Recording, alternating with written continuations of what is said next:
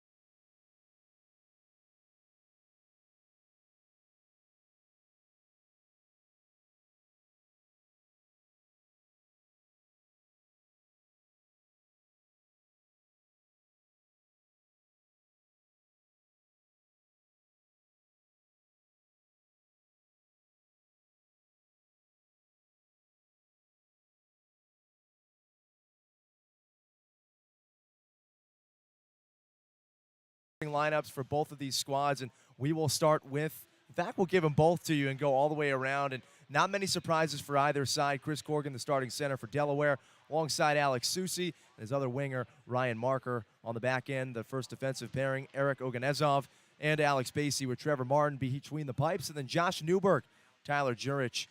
You also got Gino D'Angelo, Taylor Cutting, and Matthew Bollard, along with Joseph Shepard, a very talented goaltender who you've seen play a lot of hockey in this league and do it at a high level. Joe Shepard's a problem for any team that comes to the building. You got the high-scoring Binghamton offense, and then you got a goalie who can steal you a game. So it's not very fun when Binghamton comes to town. And I'll tell you what, it's even less fun when you have to go to Binghamton because they are tough to play at their home arena, a team that really is stingy there. Binghamton right now, second in the Empire Division, 40 points, just 4 behind the aforementioned Danbury Hat-Tricks, who are rolling over everybody. Just one loss in regulation.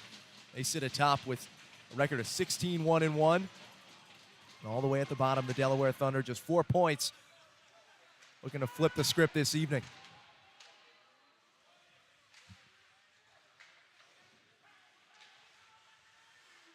Immediate pressure applied from Binghamton. Susie whacks it out of the zone. This is a Thunder team that comes into this one after a tough loss last night, and they know Danbury popped the first one yesterday. They'll try to get the first one. They play from behind quite a bit. I know they've had better starts than third periods, but they still play from behind a little too much for my liking. Giveaway out in front, but corralled by Alex Basie. These Delaware Thunder players wearing Star Wars-themed jerseys, all those names on the back, those of different characters. Skywalker in pursuit, that's Chris Corrigan. And Chewbacca, early giveaway, wrister, saved by Shepard, loose on the doorstep, still loose, and in. The newcomer, Danila Malushkin. Loose change knocked in, And Ryan Marker gets the boys on top 1-0. All hands on deck here as we watch this one over. It's a chip play to the front of the net off the turnover, and that's why you don't go by the net. You wait in front of it for the rebound. Chip to the front and finally tapped home. I believe Corgan's going to get credit for that one, as that was bouncing around, but a goal for the Thunder regardless, 1-0. Weird play in front of the net, but it ends up in the back of it. Immediately making his presence felt, Danila Malushkin has pro experience playing in Latvia, also Russia and Hungary. And there in just his second game with the Thunder. Immediate impact. You talked about playing from behind early. A rare luxury for Delaware right now, on top just a minute in. We spoke with Coach Gary Gill before the game, and he said his team had a stinker yesterday, and this is not the start you want after a stinker, down 1-0 early. Thompson in transition. Puck knocked high into the netting. Yeah, Binghamton lost its game yesterday 5-2 to Watertown. Tyler Jurich, Brett Parker, the lone goal scorers, but 6 penalties, and it's not going to get any easier tonight. You got Tyson Kirkby out. He's the second leading point getter on this team with 26 points. Goals going to have to come from elsewhere. Jurich, always dangerous. Extended his point streak last night to 45 games spanning to last season. They're going to need other areas of offense, though. Look at number 8 on the ice right now. There's one of the answers. Nikita Ivashkin, such a dangerous player. He can score and he can create for this Black Bears team. He did it in bunches last Friday if you were tuning in on DSN. And Ivashkin loose in front. Knocked away initially. Ivashkin had a hat trick in last Friday's win over the Thunder 7-2. On the puck, stick check by Moritz behind the net. Sent out loose in front. Pad save, Martin. Trevor Martin, really good. You look at his stats, and obviously you're not impressed, but he's playing on a team that struggled to win. He's seen a lot of rubber. He's a really good player that played some really good junior hockey. And J.C. Moritz, another player, he's not going to light up the stat sheet for you. Very reliable in his own end. Moritz from Newman University in Philadelphia. Yeah, with Martin, you look at the goals against average, it just doesn't line up with the save percentage, 88%. And you put together that body of work between the pipes, you would hope for better results. It's just been the way the cookies crumbled for Delaware this season. Corgan in the corner, works it along the boards. Marker chips back as that stick is lost. Mac Lewis needs to pick up a new twig.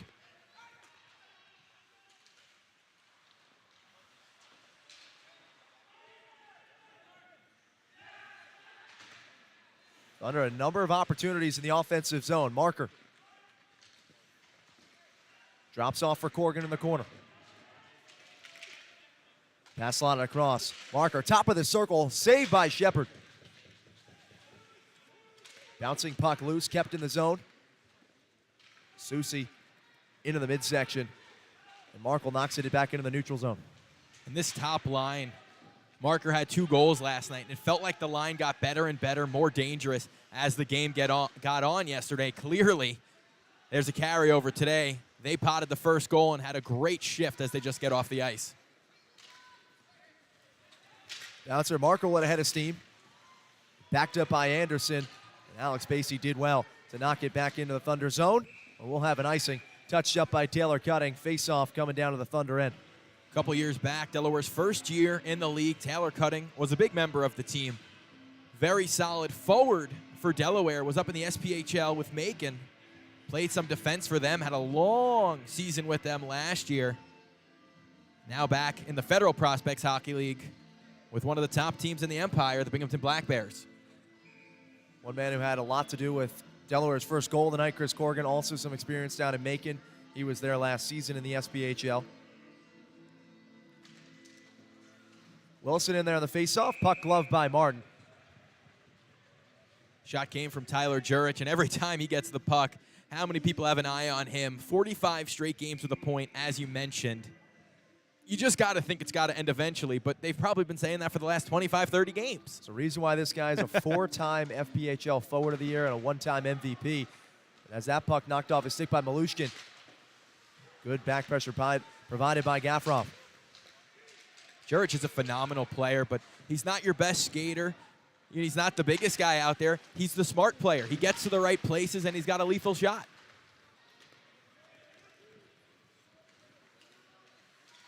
Jurich surveys, drops off, pass deflected.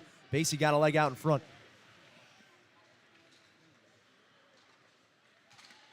And just as impressive, Tim, is that means this Black Bears team hasn't been shut out for at least 45 games, which says something about this high-skill offense.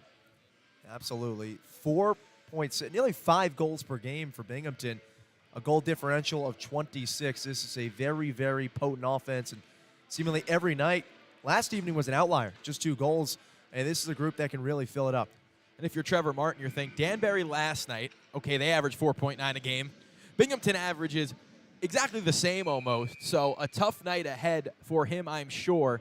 He's ready for it. He's seen a lot of rubber, and he's been a rock back there in the crease for Delaware.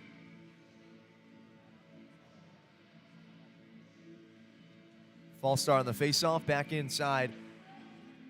Austin Thompson going up against Wilson, and the faceoff is won by Delaware. Puck worked along the boards. Gaffarov and Basie giveaway.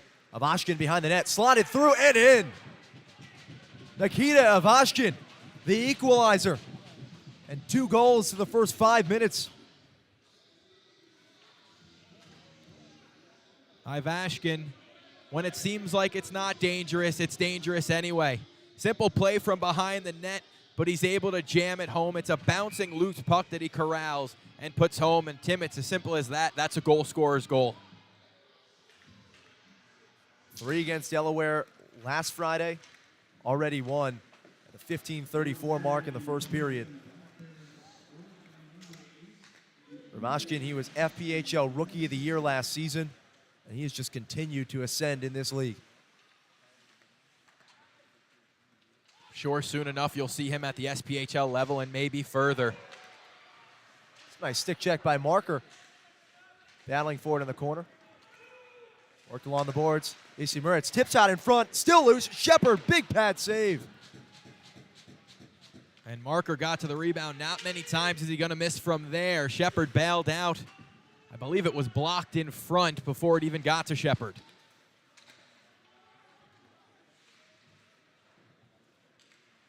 Moritz on with Rasmus Asp. The Swede pushes in transition to Corgan. Lost the handle. Tracked down where the puck falls back with Corgan. And cycled back along the boards. And much like Danbury, if you're a Federal Prospects Hockey League fan, a lot of new faces, new names on this Binghamton team, but one that sticks out is Kyle Powell. He's been around, champion with Watertown back in 2018, and he's a guy that you can always rely on to have a big game. Championship experience galore with this team. A number of guys won the league in 2018 back with Watertown. Binghamton yet to do it so far, just season number 2 for the Black Bears, and they're already knocking on the doorstep. Danbury has rolled over everyone, but Black Bears right behind him. Right, and these are 2 dangerous teams in the Empire, and for Delaware, it's a team that they have to play quite a bit throughout the season. You get Danbury one weekend, it seems like you're playing Binghamton the very next. So it's tough for Delaware to try to gain any traction when you got to see these teams so many times. You know, a team like Mississippi, they've struggled early. Elmira, a team in the Empire that has struggled a little bit too. Delaware's got to start winning games, and then they got to start doing it soon because it's going to be a dogfight all the way through until April.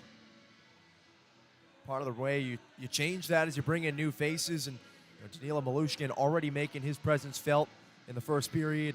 He is the latest guy to be brought in. A number of changes made. Rasmus App, he's in the second defensive pairing for this group. He joined the squad just 2 weeks ago. Alex Tabacco is a relatively fresh addition, so a lot of new faces being brought in to snap this losing skid now at 13 games for Delaware. And we talk about this Delaware team and Rasmus Asp. I had a lot to say about him yesterday on our broadcast. He plays so smooth. He skates like he's 5'10", he's 6'4", and he lays the body like he's 6'8". He's a really skilled, smooth defenseman, and it wouldn't surprise me if he's the catalyst on their next goal tonight. Defenseman on right now. It's Brennan as helmet is lost. Puck's in front and in. A seeing eye goal. That was Joseph Brennan. And Delaware takes the lead right back. A returner from last season, Joe Brennan, I believe it was Yates who lost his bucket right off the draw. Opened up Joe Brennan for a shot from well out. Shepard never saw it. Might have hit a defenseman on the way through, which was J.T. Walters, but it squeaks in. 2-1 Thunder. What a goal in front. You also see the big body of Matt Bizarin out in front. He's another newcomer coming down from Ontario. And just like that, Delaware, a 2-1 lead, 6 minutes in, and you got to imagine it's a welcome sight. Malushkin ahead with a head of steam. Rister past the bar. That's a heavy shot, Tim. For a goaltender, it's so tough to get that glove or blocker down fast to the pad. Sure, it's in transition. Centering try couldn't look. Basie on the boards. Kept in the zone and sent right back behind the net. Cutting and Gafrov. Across. Oganezov trying to link up with Gafrov. Icing waved off. Lucian centering try. Shepard lost it. It was up on the crossbar. We're going to get a stoppage of play. Not sure why that was blown down. I know if it sits on top of the net, it's a whistle, but the puck was clearly moving and knocked off the top of the net. So Delaware will get the O-zone face-off, but I'm sure they would have liked to keep the pressure in the O-zone. Now you got to win a face-off to grab that scoring chance back. Malushkin already a big imprint on this game with those centering tries. The first one led to a goal in there. Trickled it along the pipe. Wouldn't go. Martin freezes that puck. Martin not taking any chances there. He's a goalie who loves to slow the play down. He'll also come out and play the puck, and it's like having a third defenseman, right? He slows the game down, and he helps the breakout. You got Binghamton players coming on either wing. He stops it. He sees where they're coming, slows it down, helps your D break the puck out. Really good, really smart goaltender, number 30 in that nice Star Wars jersey. No tripping called.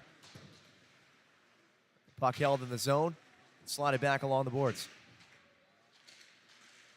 Behind the net. Knocked out of the reach. Making a bid was Brett Parker, a goal scorer from last evening. Has it back on his stick. Centering try in front. 5-hole. Thompson scored. The assist from Parker and Thompson knots us up at 2 apiece. It all starts. Delaware can't break out of their own zone. Binghamton has numbers in the zone as we had a couple flyers leave the zone. Good keep at the line, and then it's as simple as a 1-2-3 right to the front, 5-hole. Tough for Martin. I'm sure he'd like it back. But on the doorstep, a good look for Thompson, and he lights the lamp, the 26-year-old. So 2 Davenport alums with goals in this contest. Corgan, the first to open the scoring, and now former teammate Austin Thompson knots things up at 2. Not necessarily a goalie's duel here, Tim. No, a lot of quick goals and a very fast-paced game, something we're accustomed to seeing from Delaware opponents, but the Thunder hanging with well right now. Bouncing puck, gloved and stopped by Shepard on the opposite end. And it's been fast. There's been some whistles, yes, but it hasn't felt choppy. The game has had a nice pace to it.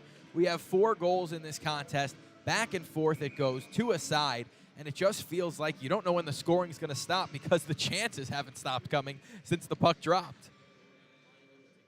Very little play in the neutral zone. It has been either Delaware's own end or Thunder are looking for goals. Martin escorts that puck to the corner. Ushered along the near boards. Marker opts to work it back. Some nifty stick work. Gliding through the neutral zone. Wrist shot glove by Shepard. That's the Ryan Marker we're used to seeing. His first couple games, he didn't look like the Ryan Marker we knew. Last night, he looked very good, scoring 2 goals. Now tonight, he stepped up his game again. He's crafty in the neutral zone, and what I always talk about when I see Ryan Marker is how strong he is on his skates. You got guys bumping you, hitting you from all over the place. He's able to stay on his feet, just on his edges, and create space for himself. They call him magic for a reason. Recaptured a little bit of it last evening. Offsides called on Binghamton. Oganezov got clipped with a high stick there right in front of the official Bill Lyons. Not sure if he thought Oganezov sold it, but looked like it was up under the visor too, which could be a bit dangerous, obviously. There's a face-off just outside of the zone. Wilson couldn't get a handle. That puck backhanded back behind Martin. Basie an opportunity to reset with Oganezov. It defers to Wilson.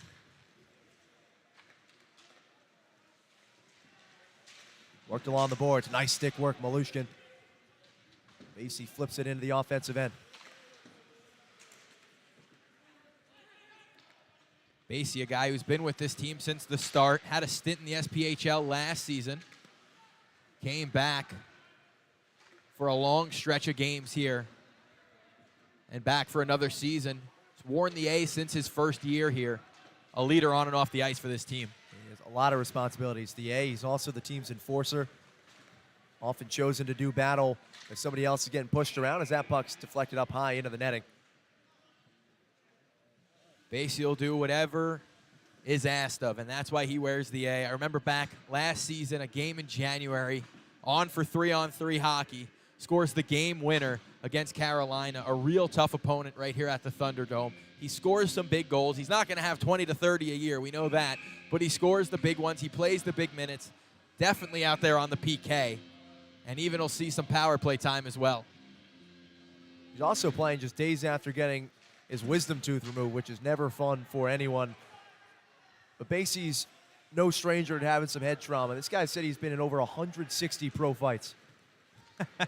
Not surprised, and I'm sure he can remember almost every one of them, even with that head trauma, Tim. Now he's marking Ivashkin. Puck blocked off the shins. Breakout opportunity for Delaware. Puck was knocked away. Fitzgerald did well. Now Ivashkin can't catch up. Pressured by Asp. Drops off. Loose in front. Thompson couldn't catch up. Ivashkin's one of those players that it just always seems like he has the puck in a good area where he can make something dangerous happen. This line on for Binghamton, responsible for both goals. Thompson with a tally. Ivashkin as well. Scuffle on the near boards. Breaks out. And Powell has it up ahead. Anderson, good sprawling play by Asp, but give no passing lane. Arkle going to get a clean look. That wrister goes high. A tough rebound in front. Martin did well to keep his head on a swivel. And that's how good Asp is. With that long reach, if it looks like he's beat, he's not. He can reach that stick back and still make a defensive play, exactly what he did there. You said he seems like 6'8" at times. Practically stands 6'4" without skates, and it's a huge advantage for him playing on that defensive pairing. Alex Tabacco.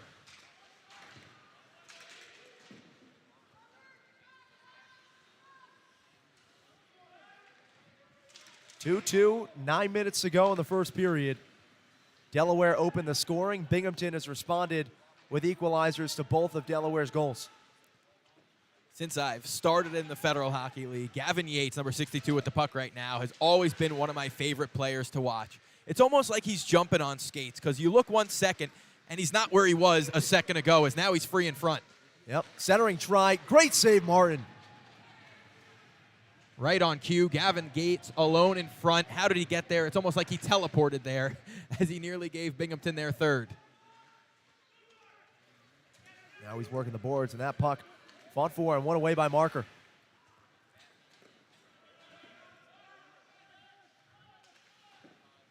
Susie in pursuit. Colin Fitzgerald comes away with it. We talked about Basie, obviously one of the captains, Alex Susie as well, and a goal scorer. 17 points coming into the weekend. Another guy who's not afraid to drop the gloves for his teammates. Susie, another 2 assists last night, gives him a team-leading 19 on the season. It's a tough look for Martin, able to get a glove on it and freeze the puck. Just under 8 to go in period number 1. Albeit an uncharacteristic start for Martin, but seemed to settle in. These two teams just battle on against each other, and it's been a dogfight this game. And we've seen some big hits. We've seen it get chippy. We haven't seen anyone drop the gloves yet, but it looks like it could be going that way. pretty soon as a 2-2 hockey game in the first. Probably not what either coach wanted, but both teams really have closed it up the last couple minutes. You got some season stats to show you for both these squads. We were just talking about Susie's season. Here's Delaware Thunder as a whole. The record 1-16, the 13-game losing streak. But Binghamton also coming in off of a loss. The biggest disparity, though, is the goal differential. The record comes with it, but Binghamton just has an ability to score at a much higher clip than Delaware. If the Thunder can really rein in some of those offensive chances, it'll suit them well going into the second and third period. I mean, this is a team that can't give up the chances that they do because they don't necessarily have the firepower Binghamton has to come back. They're not scoring 4.7 a clip. Binghamton is. So that's why that goal differential is so out of whack. If Binghamton gives up 5 or 6 one night, they can make it up the next night. It's been tough for Delaware, too. They scored 3 last night. That's about where they're at. Would love to see them get to that 4 number throughout the season and obviously get the goals against number way down. The last time these two teams met here, it was a 2-2 tie before Binghamton rattled off 5 unanswered tallies to close it out. Right now, Thunder at that same exact mark, albeit a whole lot sooner. 7:59 to go in the first period. And Binghamton, a team that can start pouring it on at any moment, and Delaware's done a good job when they score the next shift, slow Binghamton down. Delaware's got the next one after Binghamton scored. So let's see if they could do that again. Wilson, some great pressure. Rister get off the pad of Shepard, still loose. Malushkin drops off. More, it's a window. Wilson couldn't get the deflection. Kept in the zone by Asp. Volleyed off the boards. Malushkin tied up and wrestled down to the ice. That's going to be a penalty. It's Taylor Cutting. Held on a little too long. Threw his man down. And that's why you always keep your feet moving, Tim. Keep your feet moving. Try to get by. You see he's holding you. Cutting slams the man down to the ice. He'll sit for a couple. And Cutting's hot right now. He is jawing at Gaffarov, who he had tied up on the boards and wrestled down to the ice. Taylor Cutting from Masonville, Pennsylvania. The 27-year-old will take a seat for 2 minutes. Not too far from here. And number 7 in the dot, Houston Wilson. Last year in the SPHL all season was Delaware's property in the Federal Prospects Hockey League. Never came. Was up in the SPHL all season. Had a phenomenal year. Delaware is super happy to have him back. He's been really good this season. And a guy, if he can get going to a next level, will be a big deal for this team. Wilson, one of 5 guys on the squad with double-digit points so far this season. And Cutting was another one of those guys who was Delaware's property in the Federal Hockey League, but was in the SP all year. Puck and would be cleared. A bouncer hit wide by Malushkin. Malushkin's been dangerous tonight. It feels like it's only time until he gets his first.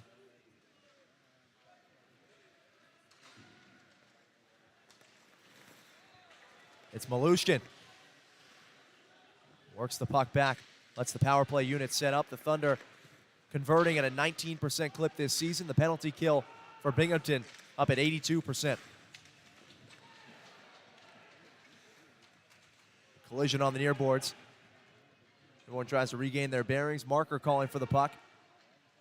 Wilson opts to take it up the ice into the neutral zone. And no real zone time thus far for Delaware on the power play. They had that shot off the draw that just skittered wide, but no zone time where they can set up. This is their first good look here. Wilson inside looking for Susi. Had it fall free to him. Binghamton clears. That's MJ Merkel, the big defenseman. Talk about players who aren't afraid to drop the mitts. Merkel, last year, saw him drop the gloves probably 5 times just against this Thunder team. Malushkin's been a dynamic skater thus far. Oganezov drops off. Corrigan prepares. What'll be one final rush in the power play for Delaware. 18 seconds to go on the man advantage.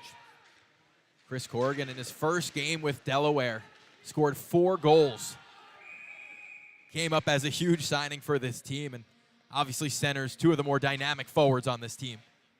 Another guy that played some SPHL last season coming from Macon. Corrigan from Spring Lake, Michigan. A goal on a bouncing puck early on in this contest. Power play with 8 seconds to go. With this face-off in the neutral zone, really tough for the Thunder to generate anything on their first opportunity and man up. Was a weird first goal to start the game, so scoring 3 others in the first period wasn't a surprise at all. You mentioned that pace, and it has been a frenetic one early. Gafarov dumped off inside. Slotted across. Gafarov for Oganezov. Blocked in front. Jurich corrals and flips it up in the neutral zone. Eric Oganezov playing against his old team. You know he wants a goal in the worst way today. Cutting right back to the box. Tripped up Oganezov as he worked into the zone. And that was Alex Tabacco. Go ahead. That's got to be the worst feeling in the world, right? You skate out of the penalty box. You got to skate by your coach and your home bench, going to sit for the second time in 2.5 minutes. And he slams the stick. That's dangerous. Right in front of the official and the linesman. And it's broken. So Cutting gets a fresh piece of lumber. Get it to his liking the next 2 minutes in the box. His second time taking a seat during this period. But again, the Thunder just struggling to keep the puck in the zone on the 5-on-4. Right, and even if Delaware doesn't score, Binghamton can gain some momentum, yes, but it takes you out of the rhythm you had. You had the line circulating so nicely, played 5-on-5 hockey for so long in this first period that now you're back-to-back, shorthanded twice. The third-line guys aren't seeing the ice now. Asp dances by a bunch of defenders. Errant pass. Thunder can't keep the puck in the zone. That's been the problem on the power play. The passing hasn't been crisp. They haven't even been able to get any looks. Fluttering puck dumped in. Asp searching back for Susi. Puck falls to him. Malushkin. Rebound from Susi. This faceoff's going to happen outside of the offensive zone. Great play by Colin Fitzgerald. Played in the ACHA, his college hockey. Now in the Federal Prospects Hockey League. Doesn't have the most size, more of an offensive defenseman. But with Taylor Cutting in the box, he'll be out there on the PK, filling his spot. Cutting 2 penalties. The only 2 penalties in this game, both by the 27-year-old. Thunder could not convert on the first power play chance. Delaware got 62 seconds remaining on this man advantage as we hit the final media timeout of the first period. Well, some players think, as we got to look at Trevor Martin here, first season with the Thunder, really good goaltender, as we talked about, played some really high-level junior hockey. And you look at him, he's always zoned in. He's always seeing how can I get better, works on his positioning all the time. He's a hard-working goaltender, one of those guys who will be the first one here, last one out of the building. Goes by the gamer tag of Myrtle the Turtle if you're interested in that stuff as well. Huge fan of Xbox. Any game you can imagine, he's on it. Got to be a great feeling after you get a win. Go home, relax, play some Xbox. Fire it up. Probably dominate some kids on there too, huh? Or the alternative, you lose to some kids and then your night's ruined. You just won a hockey game and you lost to some 12-year-old in Call of Duty. Yeah, they got a bedtime and they still beat you. Loose puck. Markle fighting forward with Wilson. Gafarov, good stick check. Wilson kept it in. But Parker, some great speed. A shorthanded breakout. That's what you like to see from Ryan Marker. He's filling a point on the power play, so he's got to get back defensively. And when your top scorer from years past is blocking shots, it's a pretty good sign for your team. Yeah, Charlie Penn's brought him in saying this guy's a scoring threat every time he steps on the ice, but he's also a great leader. That's dropped off. Shot high from Marker. Susi deferred to Wilson. And away goes a shot off the pad. Newberg lost his footing as he let it rip. And they haven't been dangerous, but Binghamton has just as many shots on this power play as Delaware has as the final 5 wind off. That was a brutal shot. Taking the brunt of it, MJ Markle, you mentioned, had a couple fine penalty-killing shifts and he's still stung from that shot. Yeah, that's selling your body for your team there. Looked like he ate it right on that knee area. And there's a little spot where your pants come down and your knee and your shin pad ends that just doesn't reach all the way up. And if you wear it there, you're going to be feeling it for a couple days for sure. Marco is Binghamton through and through, grew up there, played at SUNY Morrisville, turns 30 next July. Now getting to represent the Binghamton Black Bears, the latest iteration of pro hockey in Binghamton, a tradition that goes all the way back to the 70s. Really proud city with their hockey. And for that big barn that they have up there, they really pack it well on a nightly basis. This team currently giving them plenty to cheer about. Just 4 points behind the lead for the Empire Division. Jurich dancing with the puck. Backhander flipped up. Martin did well to keep it. Another big pad save. Backed up by Susi. Able to freeze the puck. That looked like 3 or 4 opportunities point blank, and he just kept stretching wider and wider like a gymnast to keep it out. That last save is one of the best saves I've seen in quite some time. That right pad isn't fully extended. He's down on the ice. He's not sure where the puck is. He just has a feel for it, reaches that pad out, make a save, and late in the period, it still sticks under that pad, even though the ice is choppy as can be right now. That's a great save by Martin and a huge one. Kept it at 2-2 instead of possibly going into the breakdown 3-2. This game's still tied because Martin does his Pilates. He keeps it. Another bouncer knocked high. DeMacco trying to drag it down. Finds Bazarin. Bazarin with O'Reilly. Gloved and frozen by Shepard. I like that from Bazarin there. Nobody with him. End of a shift, it looked like, for a couple players there. You get it deep, you chip it on, you take the ozone face-off. Everyone thinks you're always shooting to score. No, that's not the case. Sometimes you got to settle things down. Your D needs to get off the ice. You don't want to turn it over. You just chip it in and make the smart play.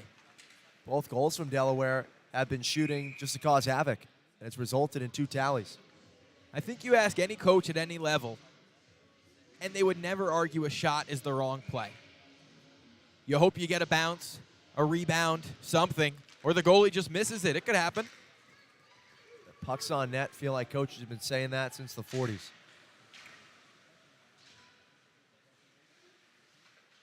Anderson searching for bodies in front. Wrestled down by Bazarin. That's going to be a penalty on Delaware. Delaware is going to sit for a couple here. The trip was the signal made by the official, but looked like more of a hit from me, so a little surprising to see, but Bazarin's going to sit for a couple regardless. Delaware 0 for 2 on the power play. First chance for Binghamton. The Black Bears convert a 24% clip. It's a Manatitas going to the box, which is surprising because it looked like he was up the wall to me.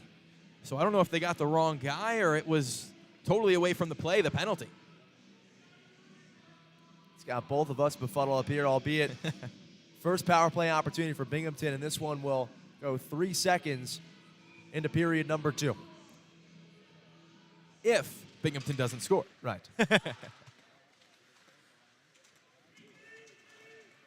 Immediate good start for Delaware, knocking it out of the zone. And it's so important because that initial face-off either leads to an offensive chance or it's a clear. And you kill 20 seconds and you get a clear. Obviously way better than scrambling in your own zone. Jurich directing traffic, working outside the circle.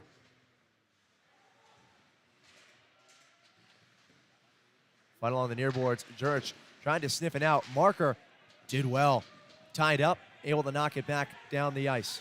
Smart play by one of the leaders of this team. I know he would have loved to skate out with it. Knew he couldn't. The cell in front. Lost an edge.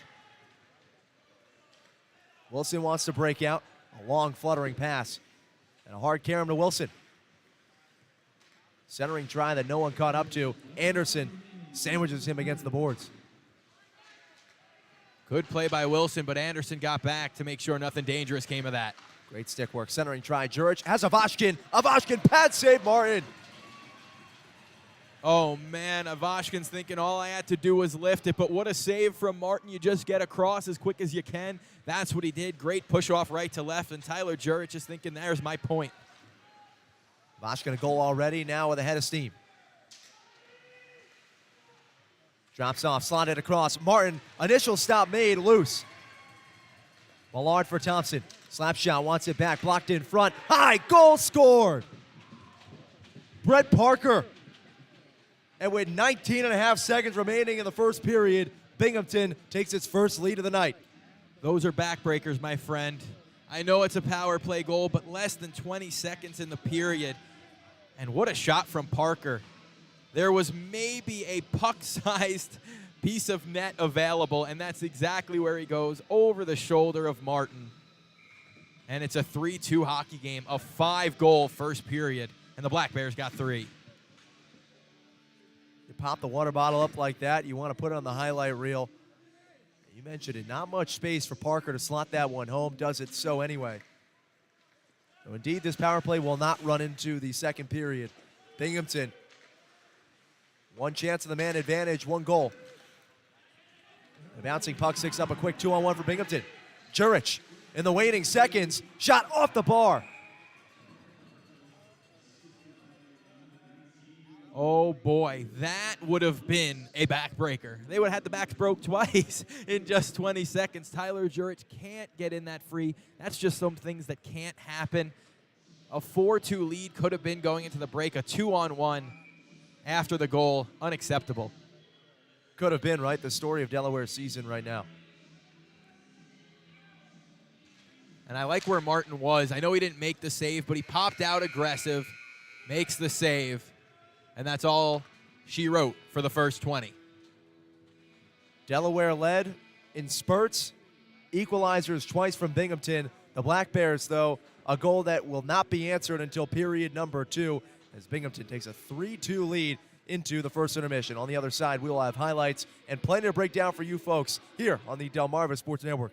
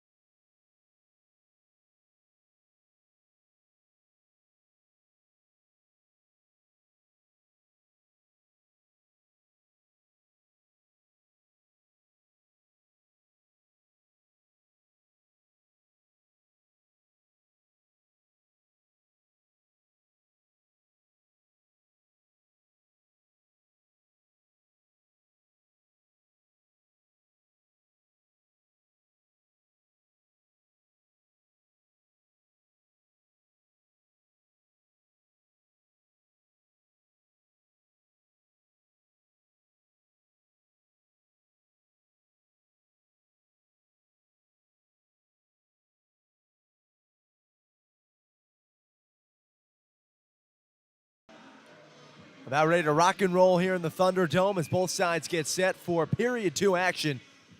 And the starters return to the ice for both sides. Alongside Mike Basile, Tim Nolan with all of you up atop the rickety, packed broadcast booth here in the Thunderdome. It's got to be at max capacity. We've done it now 2 weekends in a row here on DSN, and fingers crossed all things gone well through 4 periods. We've passed occupant. Capacity's got to be 4, maybe 5. We're at 6. It's a little sketchy up here, but we're going to be all right. And the second period to me is always a little sketchy. It's the period of the long change. It's tough for the defenseman to get to the bench, so you can see some odd man chances in period number 2. It's always a fun one for me. Thunder have been relatively strong in the second period. It's been the third where all is broken loose.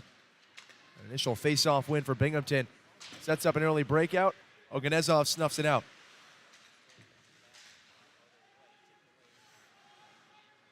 Puck kept in the zone by D'Angelo. Basile on the far boards. Gafrov back check to the ice. Just forced to flip that puck where it's kept in the zone and knocked around, where it falls back to the stick of Oganezov. Dacey works along the boards. Nice feed from Marker.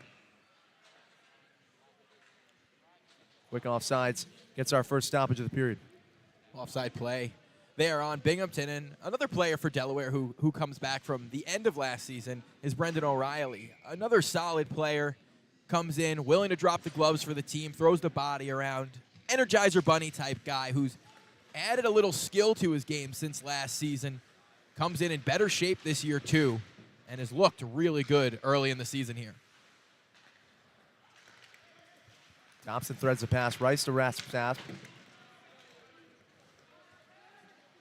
Voshkin wanted the centering try. It goes cross ice. Parker backstops. Moritz feeds ahead. Wilson couldn't find it. If you didn't see the pad save from Martin, you definitely heard it there. The shot was hard. In transition, Gafrov across. And how did that not go in? That was an unbelievable centering try from Gafrov, but Malushkin was denied. Oh boy, from up here it was tough to tell, but it looked like Malushkin directed it off the outside of the post. Shepard was sprawled out. He would have had it, but just off the outside of the post, inches away from 3-3. Instead, Parker up ahead with Thompson. This has been the goal-scoring line. Parker, a sharp angle attempt. All three forwards, I should say, in Navashkin and Thompson and Parker with a goal. Puck, that stick sawed in half. Tabacco could not get that stick, just exploded at center ice.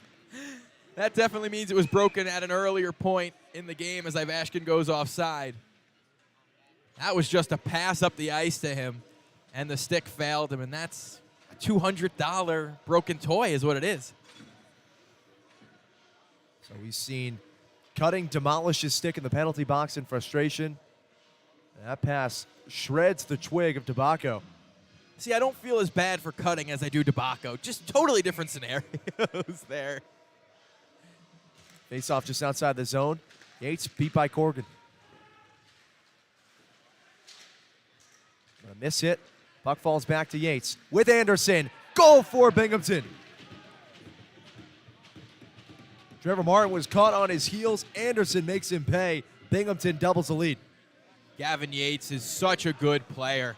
Look at the vision. He knows he's going to sell shot here. Sells shot, works the pass across. Martin has absolutely no chance. It's a yawning cage. And Binghamton extends the lead on a big goal from Jesse Anderson. Make that 3 unanswered tallies for Binghamton. The Black Bears answered the Thunder goal in the first period, then had a power play tally in the final minute and change. Just 19 seconds left of the timer in the first period, and Binghamton's kept it rolling into the first 2:30 of the second. And that's just a frustrating goal, too. It's a 2-on-1 right off the draw. You get caught at your own blue line. It's one of those plays that you'd like to see cleaned up. Ivashkin in front, miss wide.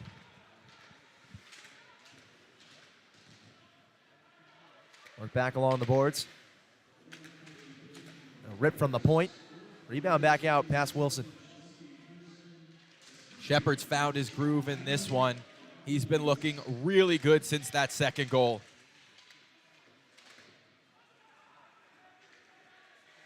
Moritz with Bucell in the corner.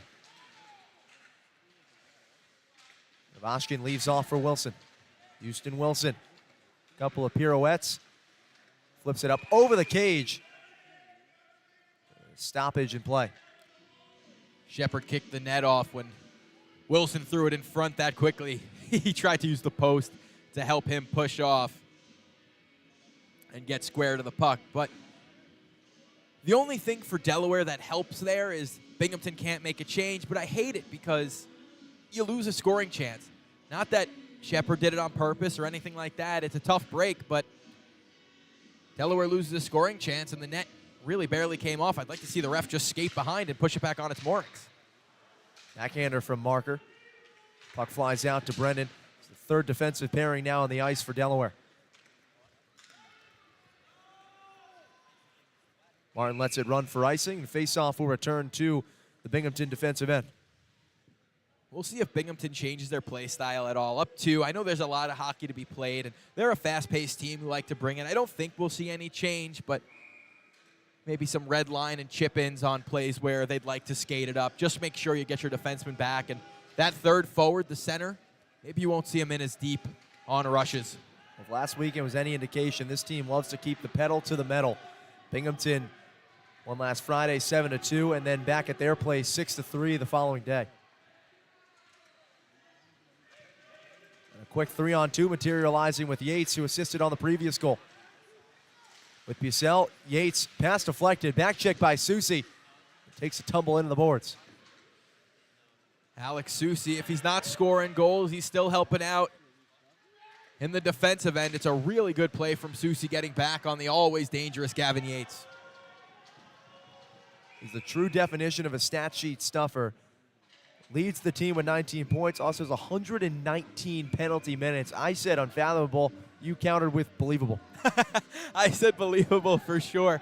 I mean, this is the guy who's going to stand up for his teammates, whether it's fighting or talking it out. And, you know, you never want to get a 2 and a 10, get that 10-minute misconduct. But late in the game yesterday, you know, he's talking, trying to draw the penalty. I mentioned it. A high stick went undetected yesterday. And Susi's letting the refs know, hey, that's the game right there. It's a 1-goal game. Now it's a 2-goal game with 4 minutes against Danbury. We should be on the power play. Now we're down 2 goals. Susi, who had basically decided to hang up the skates before getting in shape during the pandemic, and that's going to be delay a game against Delaware. I believe it was Gafarov who's going to sit here. And that's another one where you had the extra second to take it, and Gafarov doesn't know he's guilty of this. He's skating back out into the play.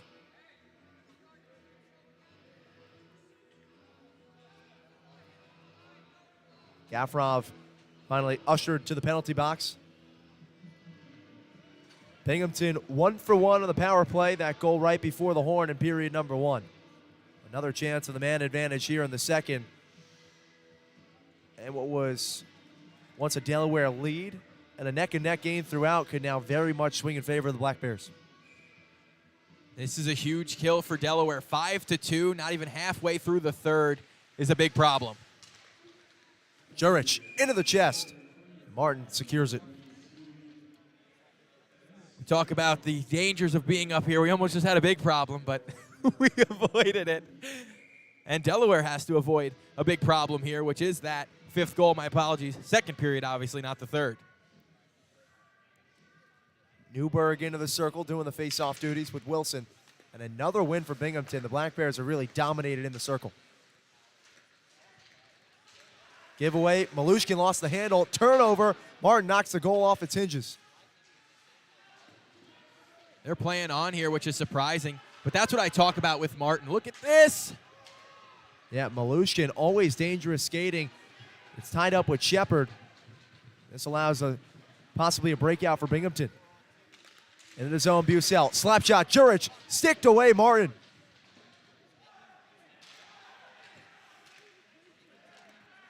Haven't seen that before. Bucell put the net back on the moorings to not get a whistle. So clearly Binghamton wants to make the most of this attacking opportunity in the zone. Chipped into the neutral zone by Marker. Really good play by Marker. But that's really surprising that the officials would allow that to happen. I've never seen that at any level of hockey before.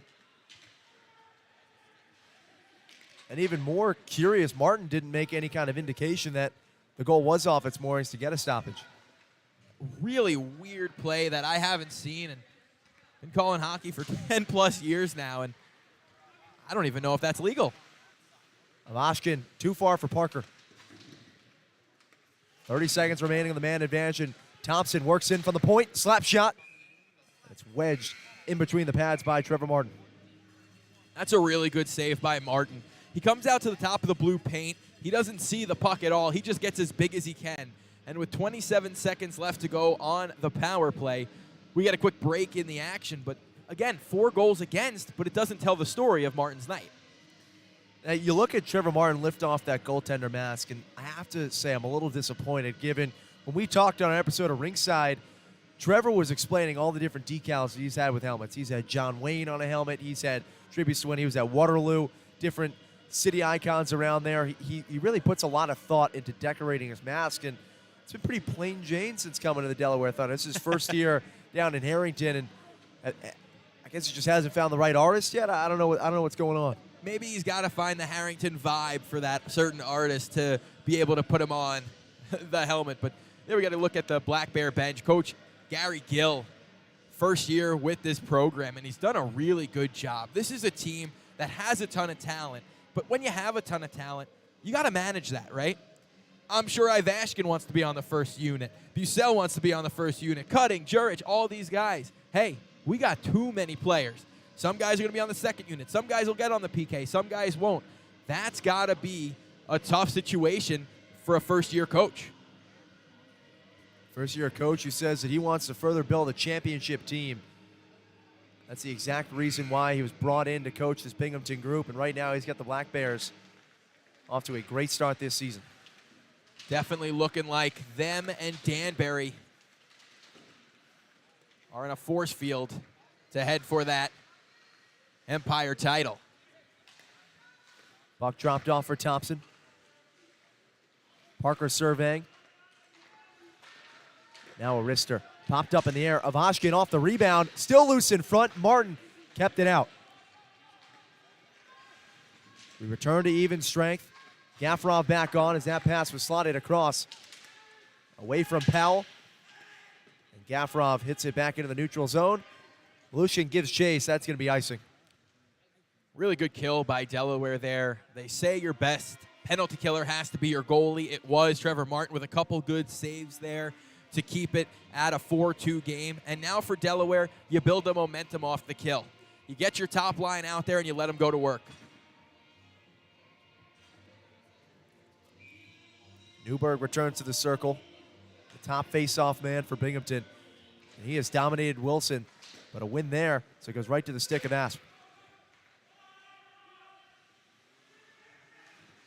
Cutting checked in the boards by Malushkin. They remain tied up. The puck's frozen by Shepard. It's a little play that'll go unnoticed by many, but Malushkin hard on the forecheck, forces the turnover, throws it towards the net, and now you get Susie, Corrigan, and Marker out for an ozone faceoff. It's a great play. Doesn't show up in the stat sheet. Doesn't count as a shot on goal, but it could lead to a scoring chance. And Mike, I reiterate that we don't get that kind of color analysis often, so appreciate the insight. Wrister from Marker, gloved by Shepard. It'll be another face-off. Would have been cooler if Marker scored, so we could have said, I told you so, but a good, dangerous chance. Delaware has not scored since the first 10 minutes of the first period. The Thunder jumped out to 1-0 and 2-1 leads. It's been all Binghamton since. And that's what Binghamton will do to you. And a lot of credit goes out to Joe Shepard because that first and second goal were both weird ones. I don't think you could fault him for either of them, but instead of, putting the head down and saying this could be a long night, he's shut the door ever since. Marker sizing up a rush. Fluttering puck dropped into Debaco. tipped along the boards with Corgan. Marker behind the net. Check by Cutting. Those two are buddies off the ice. They didn't grow up so far away from each other. Played at Danville together, played here in Delaware together as well. Puck left off for Newberg. Worked all the way around and out of the zone.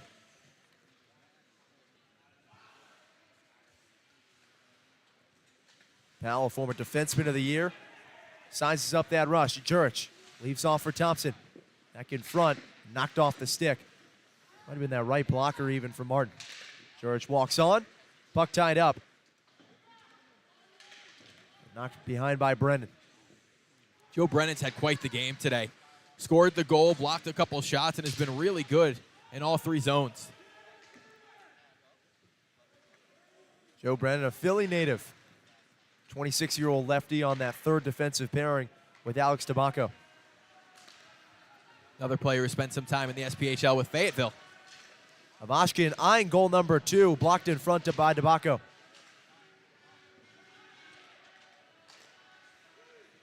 Chance of Let's Go Thunder ring out in the Thunderdome. Trying to implore Delaware. But it leads to a rush for Binghamton. That shot missed everything. Parker evades the collision, keeps it in the zone. Some nice stick work, dumps off in front. Avashkin went for the showstopper. That was Thompson in front. Couldn't net it between the legs. Powell on the opposite side, wristed in front. Took a fortunate bounce on the back of the cage. If that went in, you guys would have been showing that all night long. It's one heck of an attempt by Thompson in front. Had the space and time to think about it. Save blockered. Susie shot wide. Brendan O'Reilly out there. Sent it off the pad of Shepard. It's a smart play from O'Reilly. End of a shift for him. Shoot low for the pads, grab a rebound. Delaware that close to a grade A scoring chance. Bissell, the pirouette, lost the handle.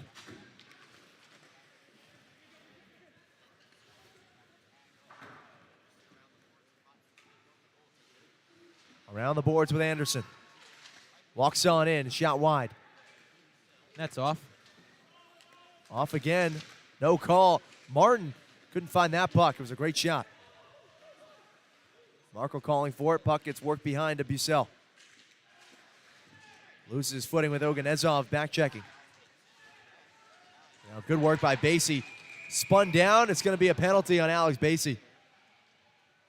Tough break for Delaware. The net's off. Play should have been blown dead about 30 seconds ago. Instead, we play on, and now Delaware's short again. This time, Martin taking matters into his own hand and putting both pipes back on their pegs. Power play for Binghamton Black Bears, 1 for 2. Dangerous power play. Even though they didn't score that second time around, they looked really good, which is worrisome for the Thunder faithful, especially with number 8 out on the ice.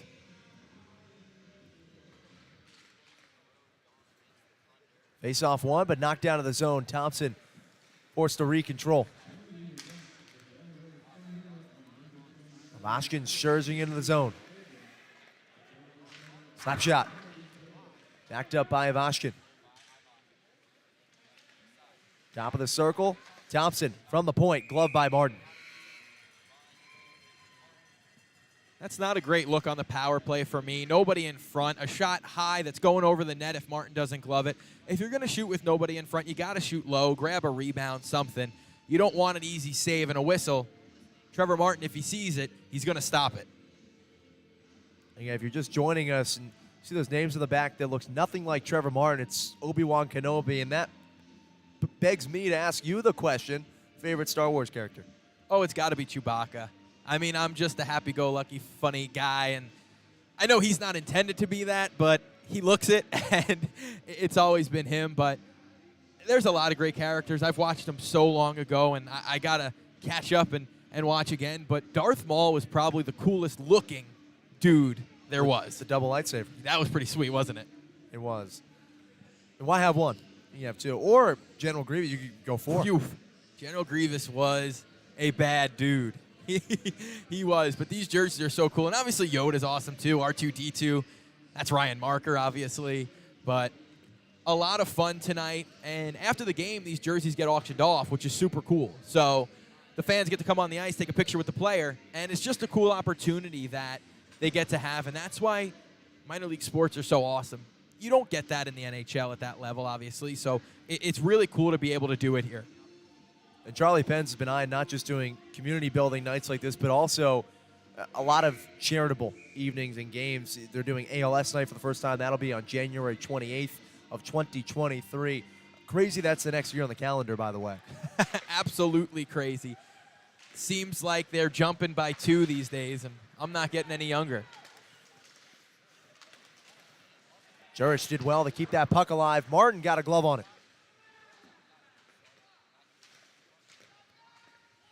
Now leaves off for Anderson. And Rasmus Asp kicked it away. Sets up a shorthanded breakout.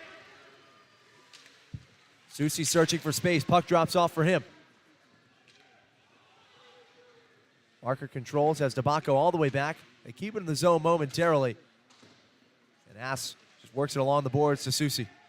Really impressive stuff by the Thunder here. No, it's not going to be a shot on goal, but they're killing valuable power play time. And Marker's going to pick up this puck as well. Content to work that one back. 44 seconds remain on the man advantage for Binghamton. The Thunder came into this game killing 67% of penalties. That had dipped from a higher mark earlier this season. They've been strong ever since the first. In front, Martin did well. Still loose. A sprawling save. It's sent in by Bollard. Bollard scores, and guess who grabs a point? It's Jurich on the doorstep, who tried to jam it away. He ended up freeing it up for Bollard. And it's a 5-2 lead on the power play. We'll take a look at this one more time because it really is a nice goal from the Black Bears. That's that beautiful save by Martin that we saw earlier in the contest. Yeah, and it's tough for the Thunder given, you have a save like that. They were on the verge of not only killing this power play, but doing it convincingly. The puck was in the Binghamton defensive zone far more than it was in Delaware's own zone, but that just walk on in front and set up the goal. Popped home. Jurich had a shot at it. Saved by Martin. And that's been the story for Trevor Martin's season between the pipes. You make 3 different saves, but no one there to back you up, and the 4th one ends up going in. And now if you're Delaware, you really got to get the next one. 6-2, 4 goals makes it so difficult to come back from. 3 is that number where it really feels difficult, but 4 is such an uphill battle that it almost feels like you're a deflated team. Yates walks on. Missed everything. Just had our 3rd broken stick. Great night for business if you're a hockey stick manufacturer. Warriors loving this. Martin not loving that. Basie tying up along the boards. Puck falls free. Yates the wrister. And you just can't give Gavin Yates a look from there. I mean, I'll go to far as say you can't give anybody that look from there, but Gavin Yates, a guy who's really left his mark on this league, a really good player. Very, very dangerous. Contact at center ice. Offsides warning waved off. Oganezov powering up ahead. Marker calling for it. Centering try falls to him. Pad saves Shepard. Cool, calm, and collected Joe Shepard with the left pad. Fitzgerald works along the boards. Stolen away, Oganezov. Has options, offsides called.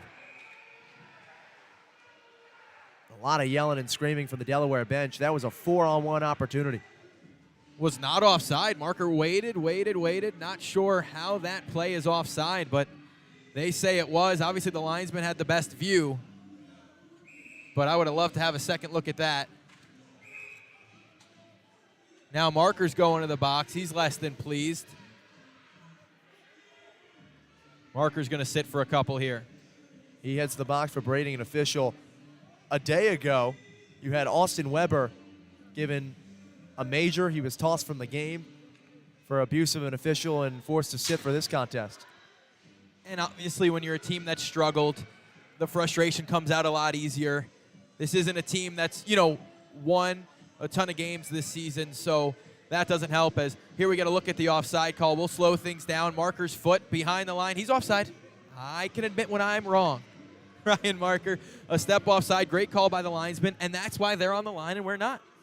I'm up here talking about it, and he's doing it.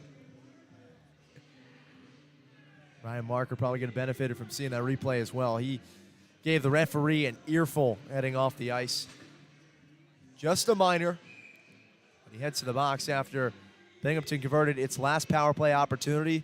The Thunder had a bevy of chances shorthanded, and then just all it took was one rush with Yates. It's now a 5-2 game. Binghamton 4 unanswered. And not what Trevor Martin wants to see. The power play unit back out for the Black Bears after just converting. The cell behind. Anderson at the far circle. To the point with Powell. Give and go. Drop down behind the net. The cell surveying. Now Jurich is starting to direct traffic. Slap shot. Martin, the initial stop, and he's hurt. Right off the chin, it looked like. Tough spot to take it. Just rattles you through and through. I'm sure Morton will pop back up and be just fine, but you need a second for sure after one of those. And I'm taking shots for men league players, not pro hockey players. See Martin making sure all those chompers are still in place. And you think, hey, he's got the mask. Doesn't mean it still doesn't hurt. And Shockey, you're taking that puck. A whole lot of velocity from the rubber going straight to the noggin. One-timer from the top of the circle, clear as day. Big save. Lucky for him he was facing the shot, because there's only one thing worse than straight on is when you take it off one of the sides of the mask where there's not as much protection. And no rest for the weary. He had to make 2 big stops right off the faceoff. Powell walks into the zone. In front, nice pass. Jurich couldn't put it home. Good back check by 27. That's Alex Basie, leader on this team. He's watched Jurich score a lot of goals in his career. He knows where he's going. It's to the front of the net. Jurich leads this team with goals with 16, assists at 17. That shot ends up deflecting off Bissell in front. Nice check by Malushkin. That made Shepard think about it. Giveaway in front. Gafrov lost the handle. Saved away Shepard. Good save by Shepard. A rare mistake from Kyle Powell nearly leads to a shorthanded goal. Just 30 to go on the power play. Powell with numbers. Jurich over the glove of Martin. Looked like to me that once again hit Basie on the way through. Another good play by the veteran D-man. Alashkin chased down by Basie and plastered into the boards. You can see some tired legs in the penalty kill for the Thunder right now. Susi in pursuit. That puck slotted across to nowhere, and fresh out of the box, Ryan Marker. Just Walters with him, snapshot wide.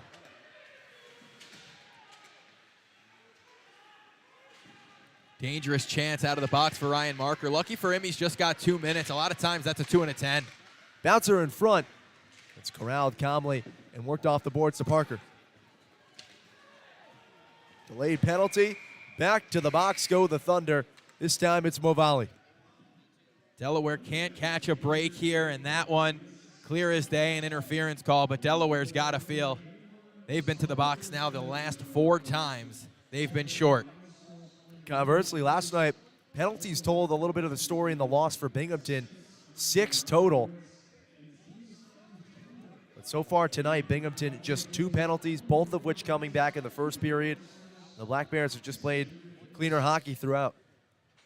You see the Delaware bench all over the officials here. There's Captain Alex Susi having a chat. And, you know, it's a lot of penalties the last couple nights against this team, and they got to feel like they're getting a bit shorted. And, you know, we talked about it. Obviously, when you're not winning games, every little thing feels like it's going against you. I understand that. But these last 2 nights in particular have got to feel pretty tough for the Thunder.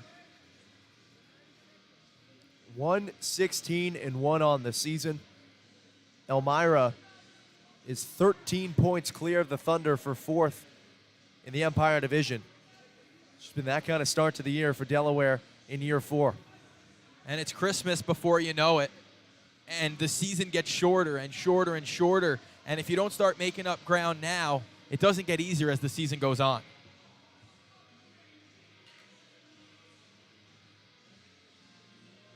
Last season, Delaware was 942-2 to the tune of 26 points. And even just to get to there from this point in the season will be progress right now. It would be a tough shot. I mean, it's tough to make up points. We talked about it. Every time you play at this level is tough. There's no nights off. Good screen in front. Thompson's shot was knocked wide. Volley headed to the box for interference. Bouncer in front of Ashkin. Couldn't link up with Parker. J.C. Moritz on the doorstep, using that big frame to knock it down. A bomb from Avashkin deflected up into the netting.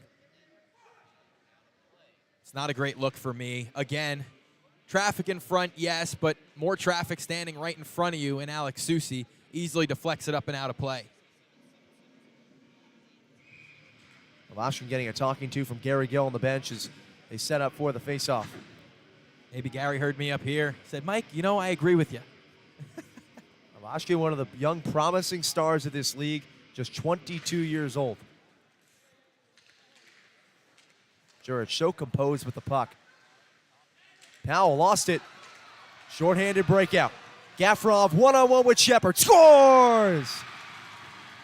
Shorthanded goal, Dennis Gafrov. It's now 5-3, Binghamton leads. Second mistake of the day for Powell. Rare to see, but Gafrov makes him pay this time. Under the blocker of Shepard, and that's why I like an aggressive penalty kill. This is just a good, hard shot. Low blocker, so tough for the goalie to get there. And the lead is cut to 5-3, a huge goal for Delaware. Now you got to kill this next minute 20.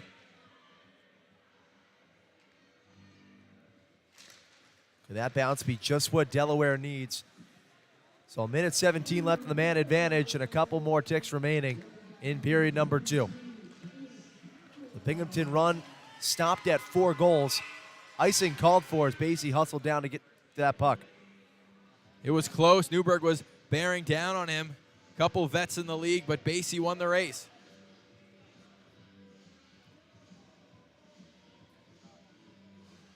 Just like that, a face-off for Delaware in the offensive zone.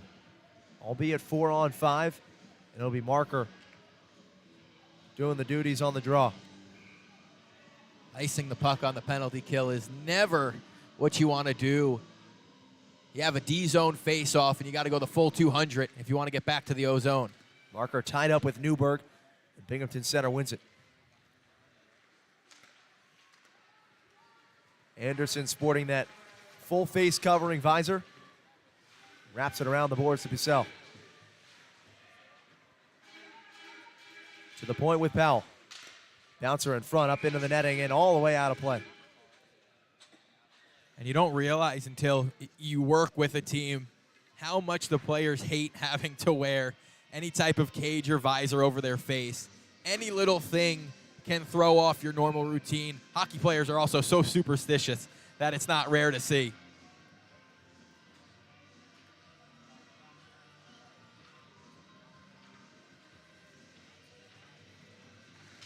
.44 seconds remaining on the power play.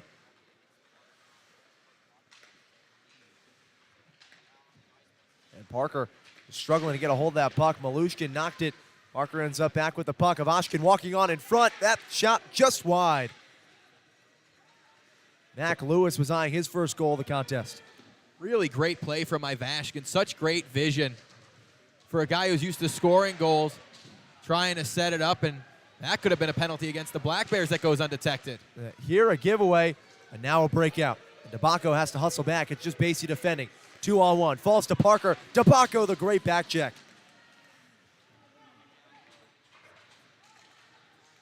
Power play killed by Delaware, and nearly a break. Here is one. Yeah, Gafrov, and out of the box. Wilson, an opportunity. Couldn't get enough on the backhander, and a good stop from Shepard. Now we're going to get an interference penalty, and referee gesturing. Looks like Binghamton's going to head to the box. They're going to get MJ Markle.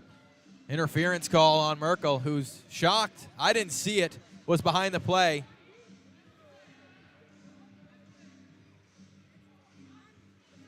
And Gary Gill saying MJ go, gesturing to the box. He's adamant he did nothing wrong. Officials saw it differently. Yeah, unfortunately, they're not going to take the call back, so you might as well just get in. You don't want another penalty. Sets up the Thunder on the power play. Scoreless on the man advantage. A big opportunity here. Down 2. 2 and change to play in the second period. An immediate face-off win by Wilson. Sent it out of the zone. No one was back there at the point backing him up. And Susi was pointing it out, trying to say, move, somebody get there. And you see the frustration on the face of Alex Susi after the puck rolled out of the zone. Malushin just glides into the zone seemingly every time. But he's hurt. He got wedged up against the boards. Struggles back to his feet. Gafarov working the far boards. Hockey players are the toughest athletes around. If they don't have to come off the ice, they won't. Gafarov couldn't link up with Marker. Yates giving chase. He is really fast. Shorthanded opportunity. Stonewall by Martin. Yates went through his legs. It was a phenomenal effort, but it looked like if he just kept going to the backhand, it's 6-3. Flipped into the zone by Oganezov.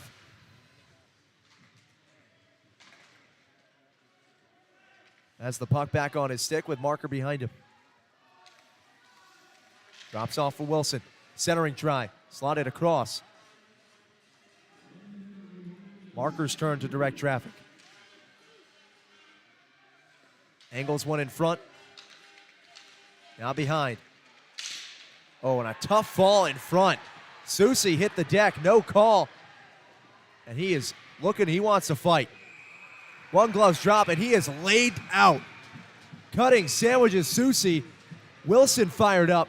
Bodies flying. Cutting is dragging Susi's head on the ice. Won't even give him an opportunity to get up and fight. Might be a long time in the box for Cutting here. Yeah, and Susi is trying to get a go at Cutting. Referees intervening. One of them takes a spill. Cutting's already been sent to the box twice. And there, ragdolled Alex Susi's face against the ice.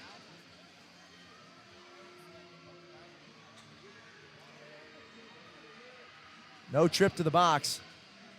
Cutting's heading straight for the dressing room. Now, whether that's just because it is 40 seconds to play in the second period or if he was actually tossed remains to be seen. Yeah, and they missed the original call, too, right off the bat. It was Walters who gave Susi a good shot. That went undetected. And let's see what they do here. Cutting, my guess, is at least going to be 5 minutes. Susi, probably for dropping the gloves late, might get something.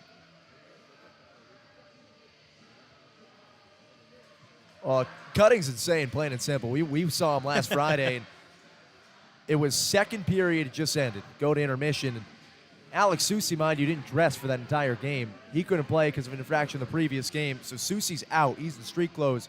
He gets into a yelling match with Cutting leaving, and Cutting ended the battle with saying, "I will kill you," and then heads to the dressing room. So those two clearly had something to hash out on the ice, and you're going to start to see all that went wrong there. Susi hit the deck and kind of just weakly raised his stick before trying to fight. He was sizing up Walters, and then Cutting leveled him from behind. A total cheap shot. And then wouldn't even give Susi a chance to get up, just kept ragdolling him against the ice.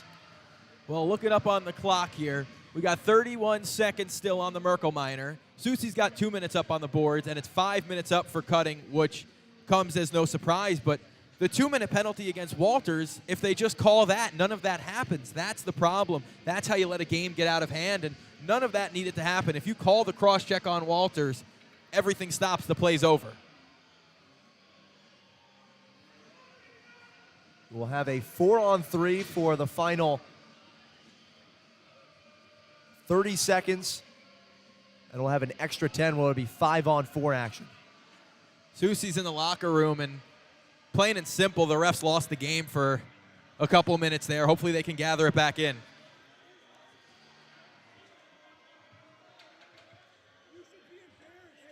These benches are hot right now. You talked about losing control. Right now, there is none.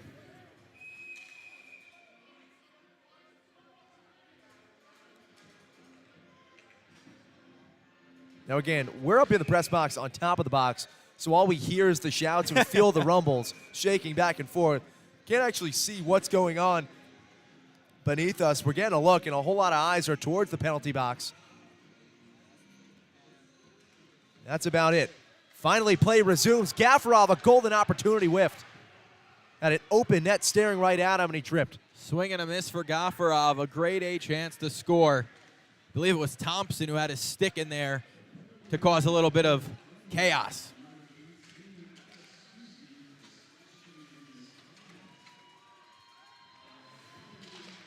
Malushkin, interestingly enough, Susie got sent to the box for slashing, and as we saw in the replay, never even made contact. He raised the stick, but did nothing. Yeah, that is surprising, and I know you can't act like you're going to do something, but he's going to sit anyway. Yeah, shot in front, missed everything. Period comes to a close, and when we return, still 4:19 to go on Cutting's major. And a minute 19 to go for Susie being in the box. But that does it for an exciting second period. Binghamton jumps out to a 5-3 lead. But Delaware, the last goal of that period, see if the Thunder can carry some of that momentum in the third period. But first, we got plenty to get through the intermission. Some more highlights from period number 2 and a whole lot more to talk about here on the Delmarva Sports Network. Don't go anywhere. We got more hockey after this.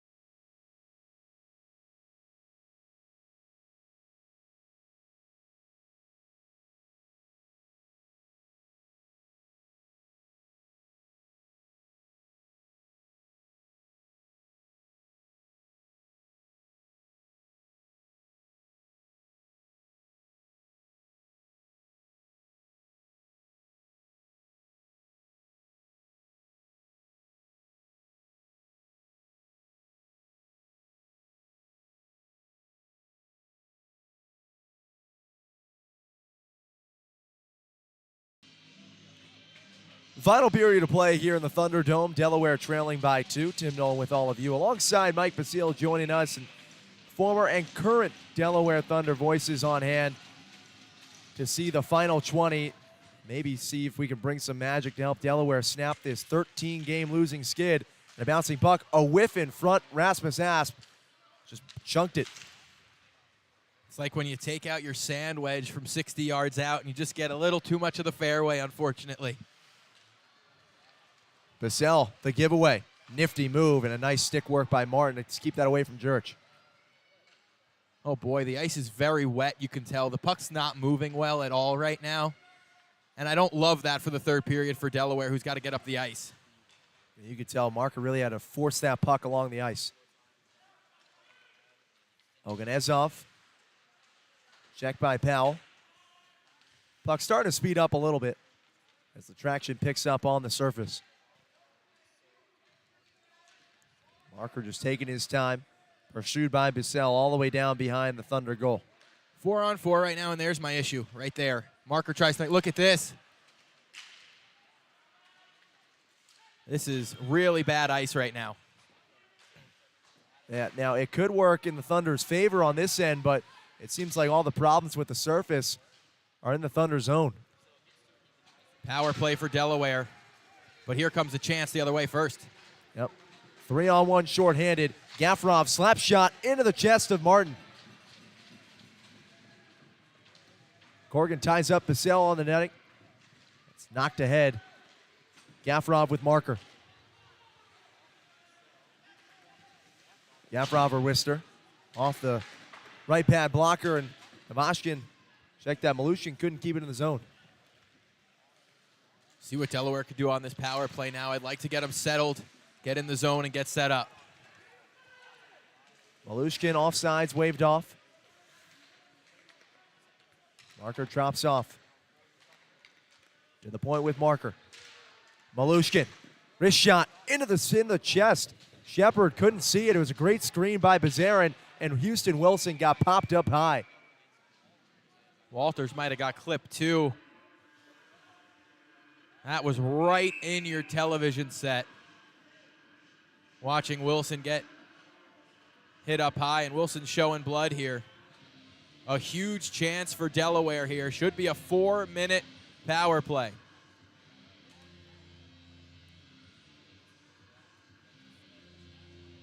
Houston Wilson popped in the face, and he's already had work done on his jaw from earlier this season when he took a puck up high. Getting checked on by his teammates, and he says he's willing to stick in the game. Not sure if they want to take a look again. We'll see.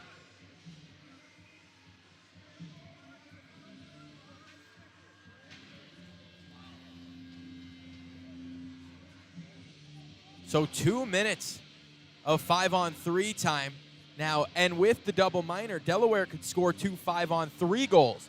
This is a huge chance for the Thunder to tie this thing up. That's an excellent point, because the previous penalty at cutting, unreleasable. Correct. He'll be there for the duration. And this 4-minute one, I mean, this is huge for Delaware. Huge. Not many chances you get like this in a game. If they score before the 2 minutes are up, the first 2 minutes, you get to keep your second. If you score after the first 2 minutes, you don't get to keep that next 2 minutes. Shepard's got his work cut out for him here. Huge face-off win, followed by a giveaway, and Thompson is going to beat Marker to that puck. Flips it in the netting, and doesn't look like Marker got a deflection on that puck. Face-off will come back down. But, yeah, not a great play there by Thompson. I'd like to see him just pin it up against the glass instead of trying to force something there. Wilson back-to-back face-off wins. Gaffarov leads the charge down the ice. Malushkin leaves off for Bazarin. Steadies for Marker. Cross ice, Gaffarov. Malushkin left alone. Slap shot. Misfire by Gaffarov. Does well to keep it in the zone. Leaves off Malushkin. Gafarov wants another. Wrist shot, free in front. Malushkin wasn't there, backside. Shepard's mask popped off as well. Shepard not happy. He's saying he got clipped. And that's why his mask came off. I think he was pointing to Bazarin saying, hey, my mask didn't come off without a little help.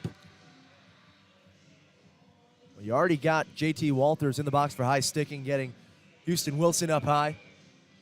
Shepard irate. He's insisting to the referee that he took a shot as well. Went undetected if he did. You hear Coach Santini screaming from the bench. He's got that very distinct yell where he knows he doesn't have that loud booming voice, so he'll get high so you can hear him. And after hearing it for 3 years, to come back to it is very welcoming.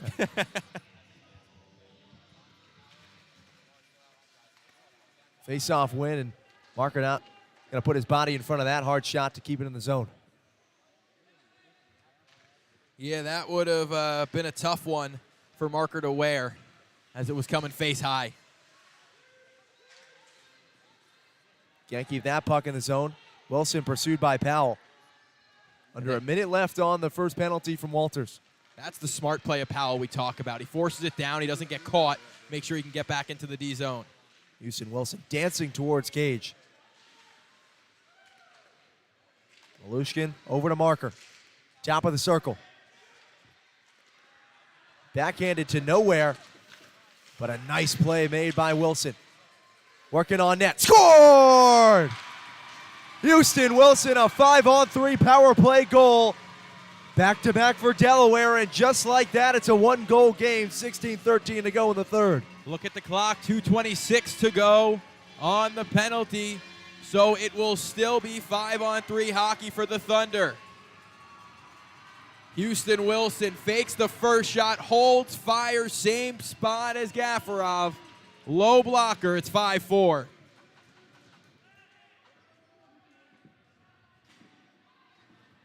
Five-on-3 play rolls on for another 32 seconds.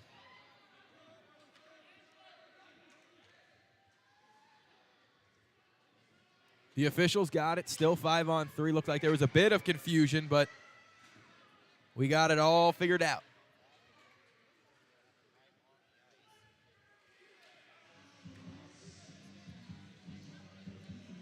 Now, I get it's easy to argue with the officials, but nothing to argue about here. It's the right call.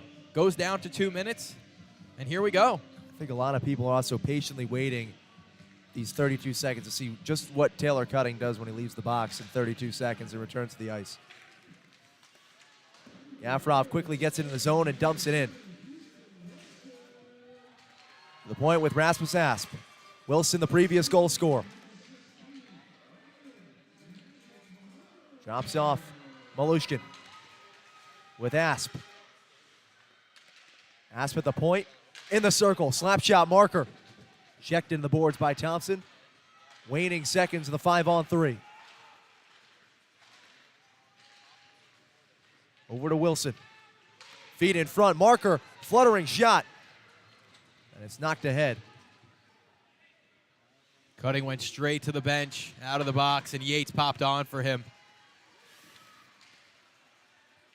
Yates tried to tie up Asp. This power play will roll on for a minute 10. 5-on-4, advantage Delaware. A 5-on-3 goal scored by Houston Wilson. What was once 5-2 is now 5-4. Delaware continuing to push.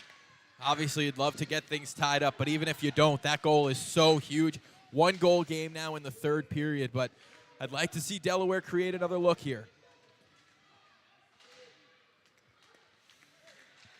To the point with Ryan Marker. Kreisli's pass. Forecheck picks up for Binghamton. Marker, there's a pirouette to nowhere. Now his shot flutters by. Backside of the cage was left exposed. Centering try. Shepard keeping his head in a swivel, knocked the goal off its pegs. Media timeout with 20 seconds to go on the power play. And we got to talk about it because I haven't seen him on the ice in quite some time. Alex Susi, since that, tie-up with Cutting. I wonder if he's injured from that or not. I didn't see anything more than the 2 minutes for him. I know he went to the locker room, but that was because there was less time on the clock. So curious to see what's going on with Alex Susi. Yeah, you could tell, too, that when Susi first hit the deck after getting tied up with JT Walters, tried to get up and make a go. Walters fell, couldn't get off the ice when he was being ragdolled by Taylor Cutting, and really labored over to the penalty box. Yeah, definitely. You don't expect that many jams into the ice, obviously, during that. So Susi probably wasn't ready for all that. But he's a tough guy. Hopefully we can see him back in this contest. Just looking to see if maybe he got a 10-minute as well for that. Did he say something? Did they give him an extra? Just because he's not the type of guy to miss many shifts. Susi did get a 10-minute unsportsmanlike. That'll do it. So Alex Susi, 10 minutes along with Cutting, and Susi, the 35-year-old co-captain. Truly one of the heart and souls of this team. 20 seconds left to that high stick that went against JT Walters, and he's probably sitting in the penalty box saying, what about the high stick I caught? No love right now. Wilson in the circle with Yates, wins another faceoff. He has been on fire in period number 3. Marker at the point, looking for a redirection. Gaffarov tracks it down. Waning seconds of the power play.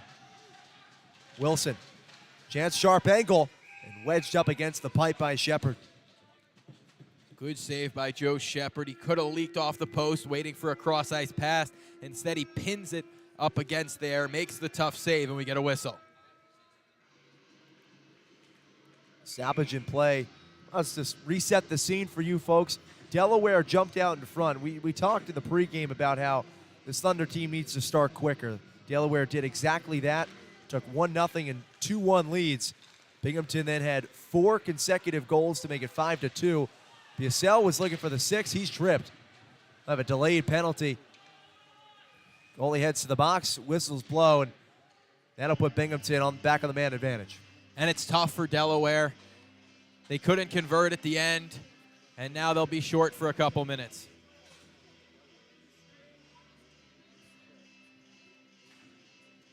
So after Delaware was on the penalty box parade, Binghamton went on it for a little bit, and now Delaware hops back on. So a ton of penalties called, and all these penalties, they slow down the rhythm of the game. You want the game to be decided at 5-on-5 at the end of the day. You want the players to decide the outcome. Part of the reason why that first period had 5 goals is flowed back and forth, just 3 penalties to go around. So really fast-paced first period, a lot of good action, and scoring despite, like you said, not many power plays. Kick to the near boards. Anderson tracks it down. Leaves the puck off for Powell. Walks on in behind the net. Anderson, head on a swivel. Jurich, nice pad save, Martin. That's a shooter from a good scoring spot. A really good save by Martin. Across to Anderson. Dumped along the boards.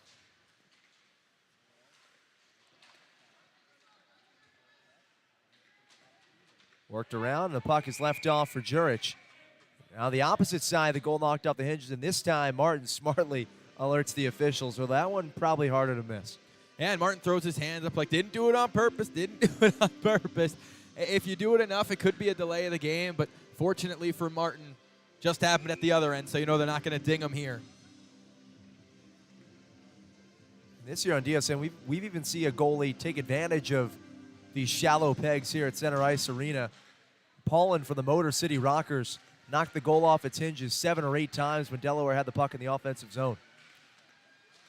It could Johnson happen. Shot. Martin couldn't glove it initially, still loose in front, and finally able to squeeze in Hungry Hippo that puck. The shoves are being thrown in front. We'll see if we're going to get anyone to go here. Just a lot of pushing and shoving and sweater grabbing right now. Usually the after the scrum whistles, unless there's something blatant, the officials will let it go, because it happens in hockey, as you know, Tim, after almost every whistle. Even if Taylor Cutting's not on the ice. Rasmus App, as he works his way to the bench, still staring down Nikita Ivashkin. And that would be quite the heavyweight bout.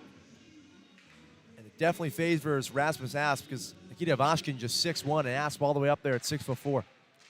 And Asp seems like a pretty level-headed guy, so he's not the type of guy who's going to start anything. Sure, it's wrister into the chest of Martin. Good save by Martin again. It's positional where Martin is better than a lot of tenders at a lot of levels. He comes out square, doesn't necessarily see the shot, but as soon as he hits him, he closes everything up. He makes himself as tight as possible, so it just snatches up right to him. Puck falls to Yates. Nice pirouette in the middle. And knocked out of the zone. A critical clear with 30 seconds to go on the man advantage.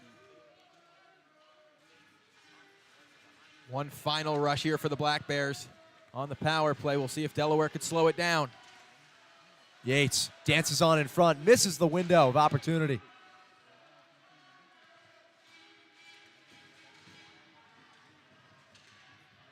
Nice check on the boards.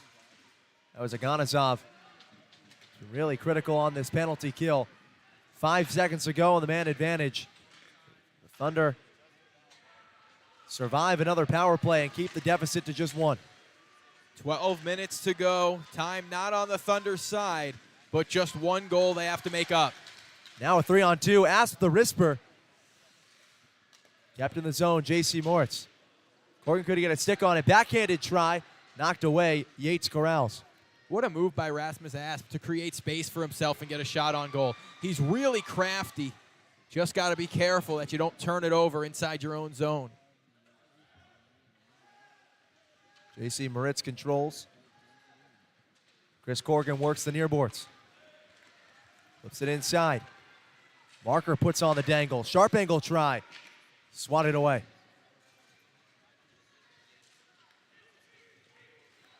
Yates up ahead.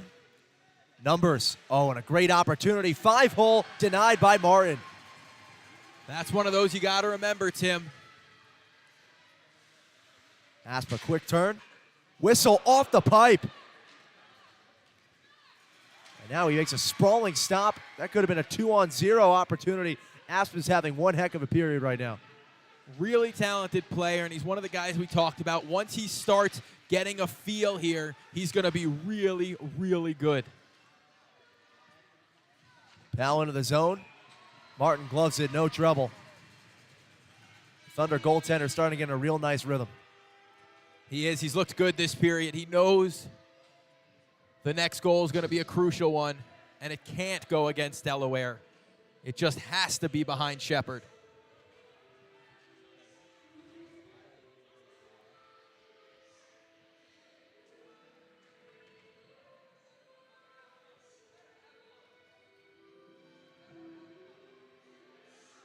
Not sure what this stoppage is for exactly, but we are back to even strength. 10:36 remaining in the third period. Charlie Penn's up on the bench, not happy about not letting Basie and Powell wrap up a bit. The linesmen have been quick to stop everything that's happened. Haven't really let the players go at it all that much. O'Reilly roped down from behind. Binghamton breaking out in the opposite end. O'Reilly, heavy check into the boards, leveling Anderson. Delaware's trying to get the momentum going. We've got a penalty here now. Yeah, Basie de-twigged Anderson. He's going to get sent to the box.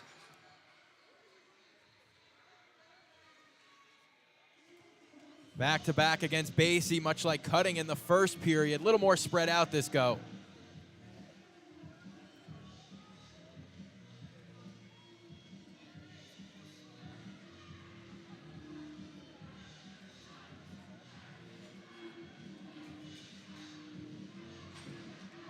Another power play opportunity for Binghamton. Like I see you shaking your head. I think you are resonating with the feelings of a lot of Delaware Thunder faithful here at the Thunderdome. It's just too many. Yeah, too many penalties. And whether it's a soft call, whether you don't like the call, it's the slashing motion on a guy's hands. He's got one hand on the stick, I get it. But it looks like we have more trouble here for Delaware.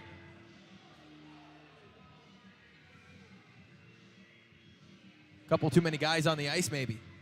That's all it is. Just one too many on the ice. Yeah, they get it sorted out.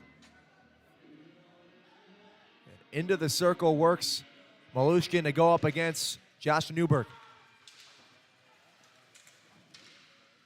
Jurich keeps it in the zone. Shot, incredible save, Trevor Martin. How did he possibly get across the goal mouth?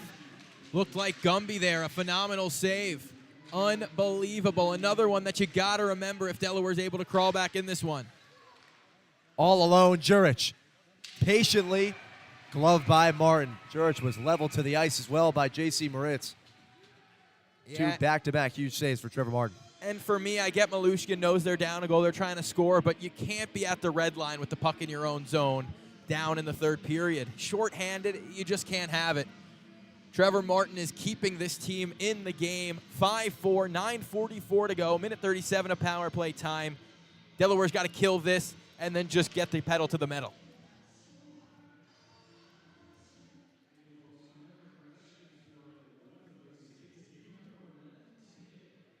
You're going to look at Gary Gill directing traffic for Binghamton. The Black Bears have rolled into town consecutive weekends, took care of business last week, but it was a big third period that made it was once a close game, a dominant Black Bears victory. Tonight, the exact opposite. What was once 5-2 is now 5-4. And although Binghamton is on the power play, Delaware still plenty of time for an equalizer, if not taking the lead as well. Right?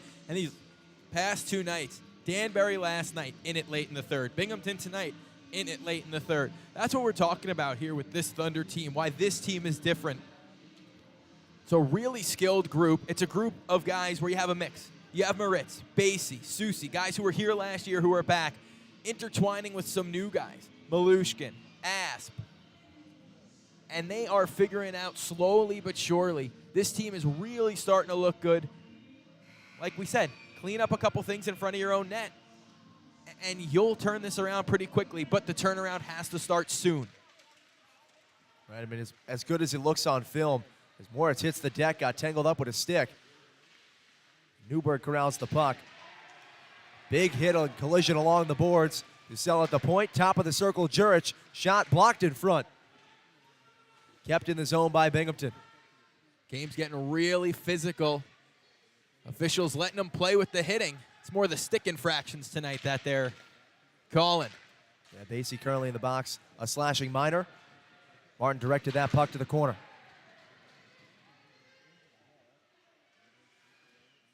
Anderson. Jurich always finding that open side of the ice. Powell from the top. In the slot, Jurich. Rister deflected in front. Friendly fire. Newberg is down. Newberg's in all types of pain. That shot from Jurich is heavy. They're getting the training staff out on the ice with Newberg in discomfort, but he's going to be able to skate off under his own power, which is always good to see. Get an escort from both Jurich and Jamie Bissell. Newberg in a whole lot of pain. And that is a huge loss. He has been a face-off machine for Binghamton this season. The center on the top line for Binghamton. Such a skilled forward. Also a vet. He's headed straight to the room. He didn't even go out the bench door. He's straight to the floor behind the bench. So we're even waving the trainers on up here to make sure he gets looked at as they're going to get a look at him. Right now, the staff here, too, getting involved, making sure Newberg gets all handled, and we wish him the best. He fell to the Zamboni driver initially and realized that he has no medical training and had to wait for the actual trainers to get there, but still the opportunities rage on. Dangles in front. That is a highlight reel goal from Gavin Yates. Happy feet, a critical power play goal. 6-4, Binghamton has a 2-goal lead back. One of the best goals you'll ever see. Gavin Yates undresses the defense. Inside, back outside, back inside. Puck was on a string for the young man. And he might have put this game on ice, no pun intended. Mac Lewis as well did a great job of tying up the defense in front to make that goal possible and allow his teammate Yates the one-on-one. Walks on in. It's now 6-4 Binghamton. How does Delaware respond with 8:38 to play?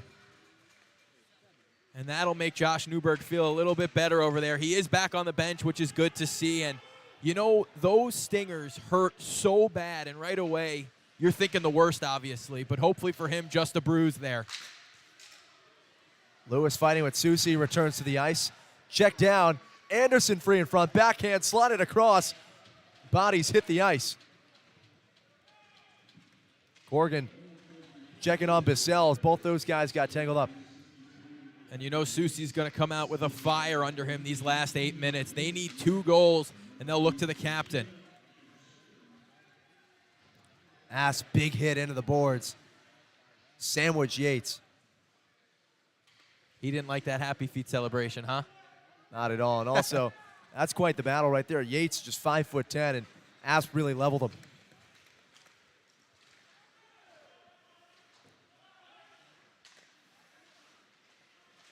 And it feels like it's been so long since we've seen a good chance from Delaware, doesn't it?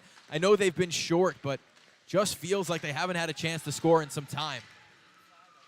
Kept in the zone, centering try, blocked away in front. A sprawling play made by MJ Markle.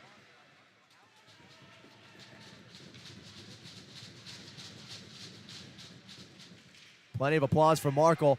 Ooh, free play in front. Tabacco slotted across, and a sprawling play made. Walters getting the applause of his teammates. It's easy to talk about the offensive side of the Black Bears, but right now this defense is looking good, and Jurich is free. Yeah, Jurich all alone with Trevor Martin. Stick save, Trevor Martin.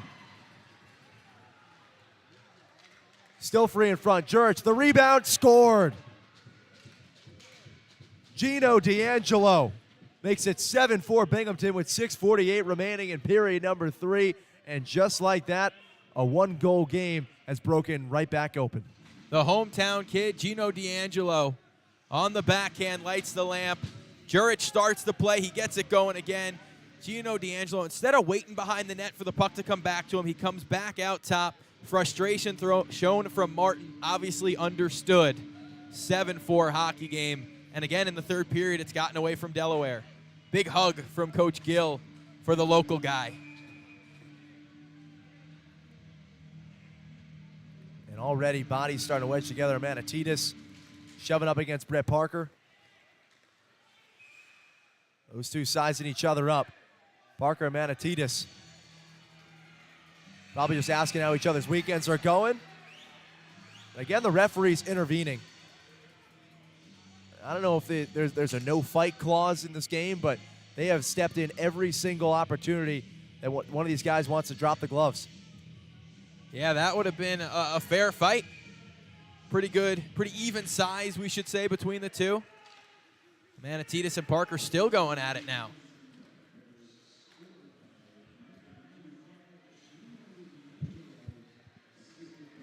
Brennan working up the ice. Manatidis pulled up from Parker. The turnover sets up Ivashkin. Working into the zone. Big hit on a Manatidis. Now an elbow thrown. No call on Bollard. Yeah, it feels like this could get chippy towards this last 6 minutes. And you never want it to end like that, but this game just has a feel that's going to happen. Ivashkin finished off a Manatidis. These teams have seen each other 3 times in the past week. It's been brewing for quite some time, and we've got a dust up. The tail of the tape, Bollard and Brendan O'Reilly, lefty haymakers. A big left. Bollard taking O'Reilly to the ice, refuses to finish. Has him in the headlock. Only the stripes can break it up. O'Reilly still has a hand of the sweater. Good even tilt there. Now we have Ivashkin and Gafarov throwing a couple slashes at each other. So Bollard took O'Reilly to the ice, and now we've got a tangle up. Ivashkin, a chokehold on Bazarin. And the doors are broken off this game. Multiple guys want to go at it. Bazarin and Ivashkin, and Bazarin is pummeling the youngster. Here comes Shepard. His life flashes before his eyes. Susi wants to fight with someone. He's imploring a contender. Bazarin just pummeled Nikita Ivashkin. Powell's trying to get him off because the linesmen are having some trouble, huh? Yeah, good luck stopping Matthew Bazarin at 6'5", 232 pounds. Just pummeling Ivashkin. Powell is livid. Ivashkin comes out of it with a smile, though, huh?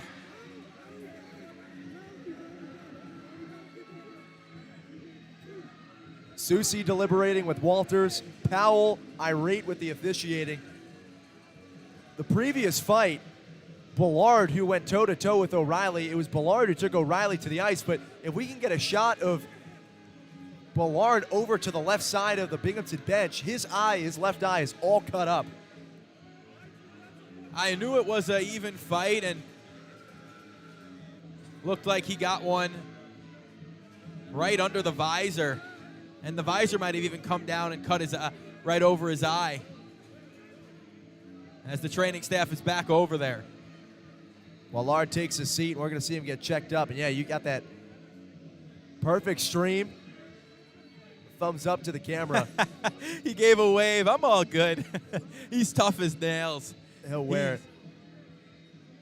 He's going to be like, hey, the ladies will check that out and be like, yeah, we're all good. Got into a little tilt. No big deal. Mathieu Ballard, 21-year-old from Ascot Corner, Quebec.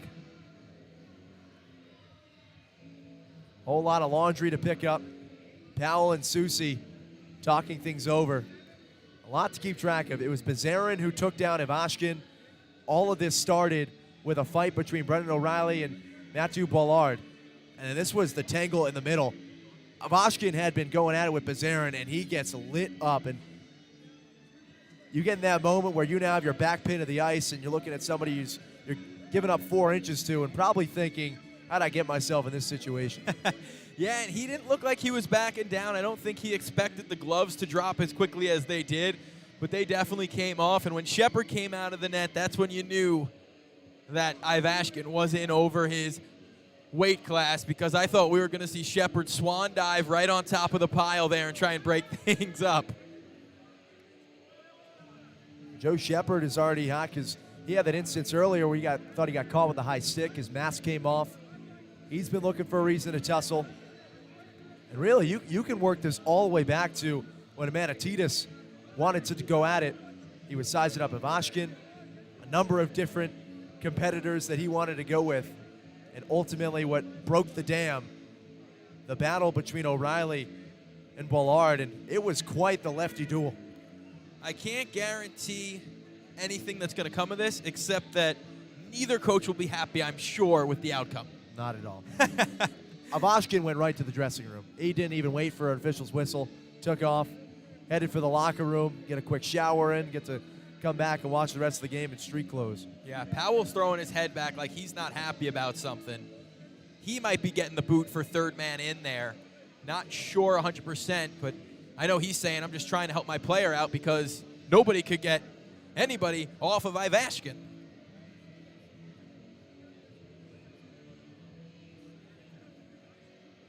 Susie gets to play the delicate game of peacemaker while also wanting to rip off every opponent's head. How quick he can change, right? Right. It's pretty good, but this is a long delay late in the game, and, you know, with it players getting tight and things like that, you really don't want it to go on any further than it does.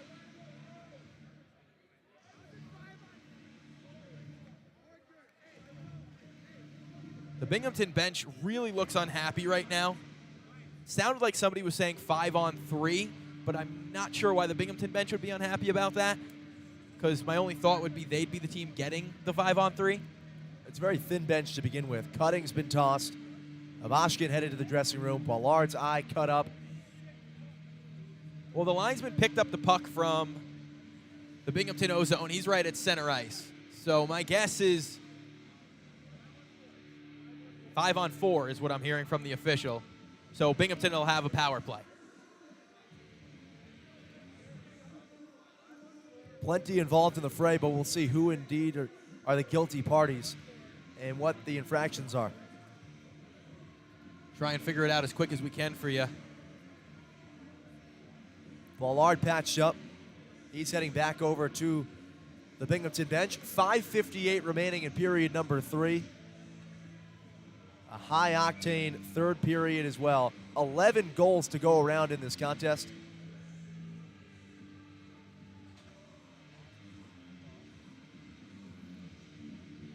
Referee's still getting things sorted up. And there's Ballard, left eye all patched up.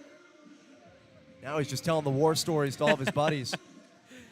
When he gets older, that's going to be when he tells the kids and the grandkids. I got a good left in on the way down. Don't worry, I connected too. O'Reilly, Ballard, Ivashkin, Bazarin's gone.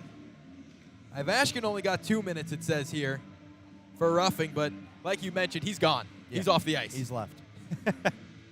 He's seen enough tonight. I think we're just waiting for the 2 minutes to get up on the clock, and we should be set for hockey again. Oh, we're playing 5-on-5. I swore I heard the official say 5-on-4. Well, a couple of ejections, a couple early exits, and the rest of the guys return to play. Let's see if we see any more scuffles or if that does it for the extracurriculars. I got my odds thinking that we might see a few more things before this one ends. Anderson fluttering puck inside. Bussell leaves off and a nice feed inside. Anderson off the shoulder. Martin gloves it down. Behind the net. Mac Lewis centering try. Knocked off the stick. Marker able to clear the zone. Good play by Powell. Could have been a 3-on-1 for Delaware if he isn't able to slow that puck down. Gafarov got crafty momentarily. Leaves off behind him. Oganezov working up with Malushin.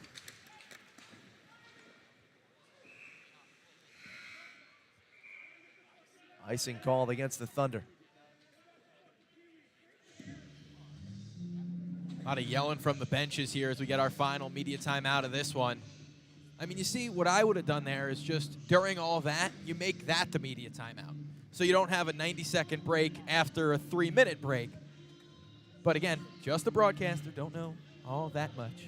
And on top of that, media timeout's completely redundant because we're still here. We are still here. Yes. We are still here. So the 90 seconds you get a break from us, you don't even. Yes, no. We're still doesn't here. Happen. Doesn't happen.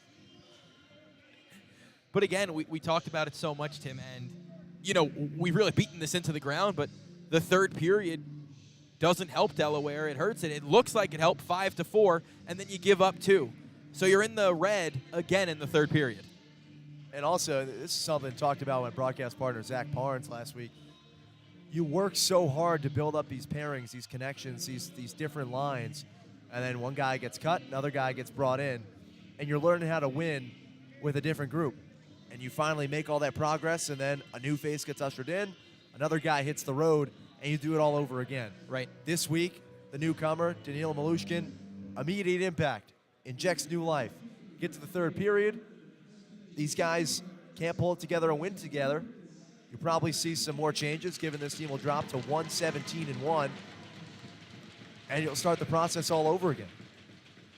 It's the definition of insanity right now for Delaware. Right, and they need to get it going. We talked about it. They need to get it going because you mentioned it. Elmira's going to start winning games. They're playing better hockey. Watertown beat this Binghamton team last night. That's a game where Delaware's thinking, we got to win in our back pocket because Binghamton's beating Watertown. But no, Watertown comes out and wins that game. So it's just, it can't keep tumbling down. It's got to get built up. Across the Empire, just to put numbers to what Mike was just telling you folks, there's a clear 1 and 2 in Danbury and Binghamton, 44 and 40 points. Then Watertown, Elmira, right now going back and forth at 3-4 spot. Watertown with 21 points, Elmira at 17. And the Delaware clearly in the basement, just 4 on the season. Right, and we talked about it. It keeps getting steeper and steeper. Another loss. The games are getting closer. I know we're only in December, but before you know it, it's January. And you only have a couple months left. Got to start winning and start winning now. Shot into the shin of Asp. Sets up Corgan on the break. Sharp angle try. Glove by Shepard, and just to reiterate, it's not for a lack of talent. You look out there and you see, and they've even brought in more and more experienced, seasoned, and gifted players. It's just a matter of playing complementary hockey. Right. This is a team that has the pieces. They're just putting the puzzle together, and it's getting close. Again, we talked about it. 1-goal game in the third against Binghamton. 1-goal game in the third against Danbury. And they just got to find a way to close it out. That looked like a penalty to me on Thompson, but we play on. Yeah, wrapped around the head of Joseph Brendan, no call. Parker a goal already, controlling the puck. Thompson as well has a tally. 3 guys in the ice right now, all with Genos. Not a good recipe for the team in black. Cross check from behind. Brennan sent Thompson face first into the boards. He'll take a seat. Right before that, Brennan probably thought he was hooked. That's why he was a little bit frustrated. Delaware's going to sit again here.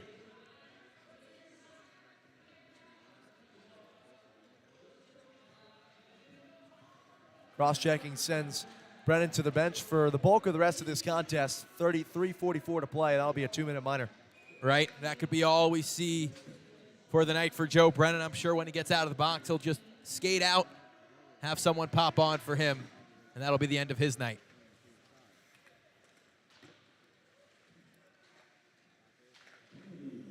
Jurich controls side of the circle to the point with Powell. Back to Jurich. One-timer. Malushkin wraparound, kept in the zone.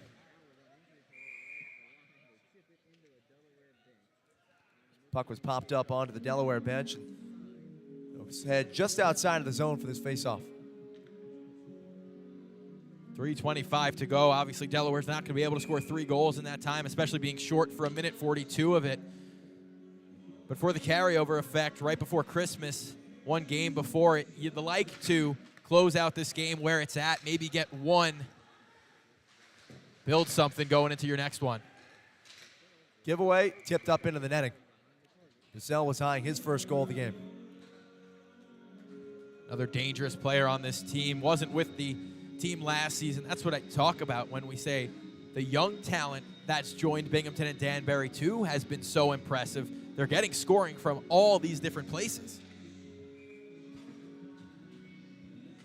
To your point, guys, in the ice right now, Thompson, Ivashkin, who is indeed back. Guess he just wanted to cool off and accepted his fate of the 2-minute minor.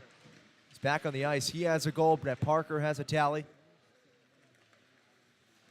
Parker, who drops off, knocked back into the neutral zone by the Thunder.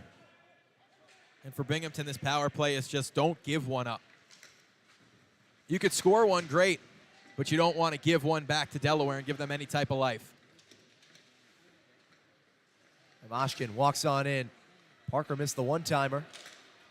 Wilson, great stick check by Colin Fitzgerald. Fitzgerald might not be on the score sheet tonight, but he's a really good player, been really good for this Black Bears team, forces another turnover there. Ivashkin ahead. Eyed by Oganezov. Great skating. Puck loose in front. Sprawling stop is made. Asp gave up the body to keep that puck from going in. I really enjoy watching Asp play. He's so good. Bodies colliding all over the ice now. Ivashkin slap shot tipped off Wilson's stick and into the netting. Again, it's that same play from Ivashkin. I don't see it. There's nowhere to shoot, and you're just forcing something late in the game up 2 goals. 3 goals now. 7-4 Binghamton lead. We started this period with Binghamton up 5-3. Delaware got one back. They started the bulk of this period on a 5-on-3. Houston Wilson scored. It's been all Binghamton from there once again. Right, just 2:07 to go, 24 to the power play. Now for Delaware, it's just about building some momentum into the next one.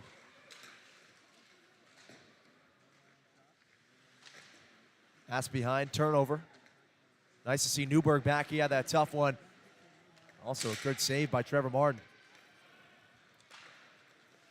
Corrigan doing the smart thing. Moritz wanted to go, but Corrigan said, we're just going to chip and chase here. Quick attempt and a goal knocked in. That's number 2 for Gino D'Angelo. Another assist goes to Tyler Jurich. Martin couldn't corral that puck. D'Angelo makes him pay. It's now 8-4 Binghamton. Black Bears add to the lead. 2 games in a row, they get 8 here at the Thunderdome. And that's the final dagger. So we got to look again. It's a great pass to open things up. Jurich wanted to make sure he extended that point streak.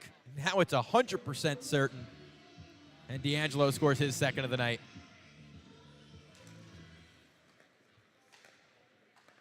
We'll see if Binghamton content to work the puck back or push for another tally. The Black Bears scored a number of late ones the last time they were in the Thunderdome. They did, and for Delaware again, keep it compact here. Find a way to keep it at where it's at.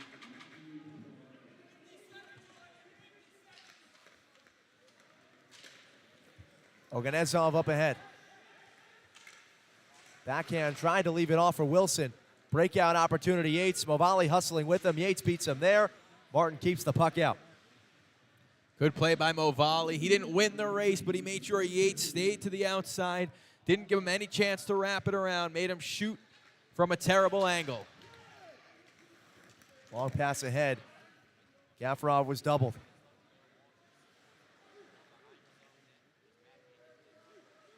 Dump off for Merkel. Fluttering puck. Caught in the air by Yates. Sets up Jurich. Give and go. Yates walks in front. Jurich wrap around. Martin knocked the goal off the hinge. Nobody wants a whistle now. Martin's just going to fix it himself. Does just that. Malushkin settles the puck. Crafty move and walled off.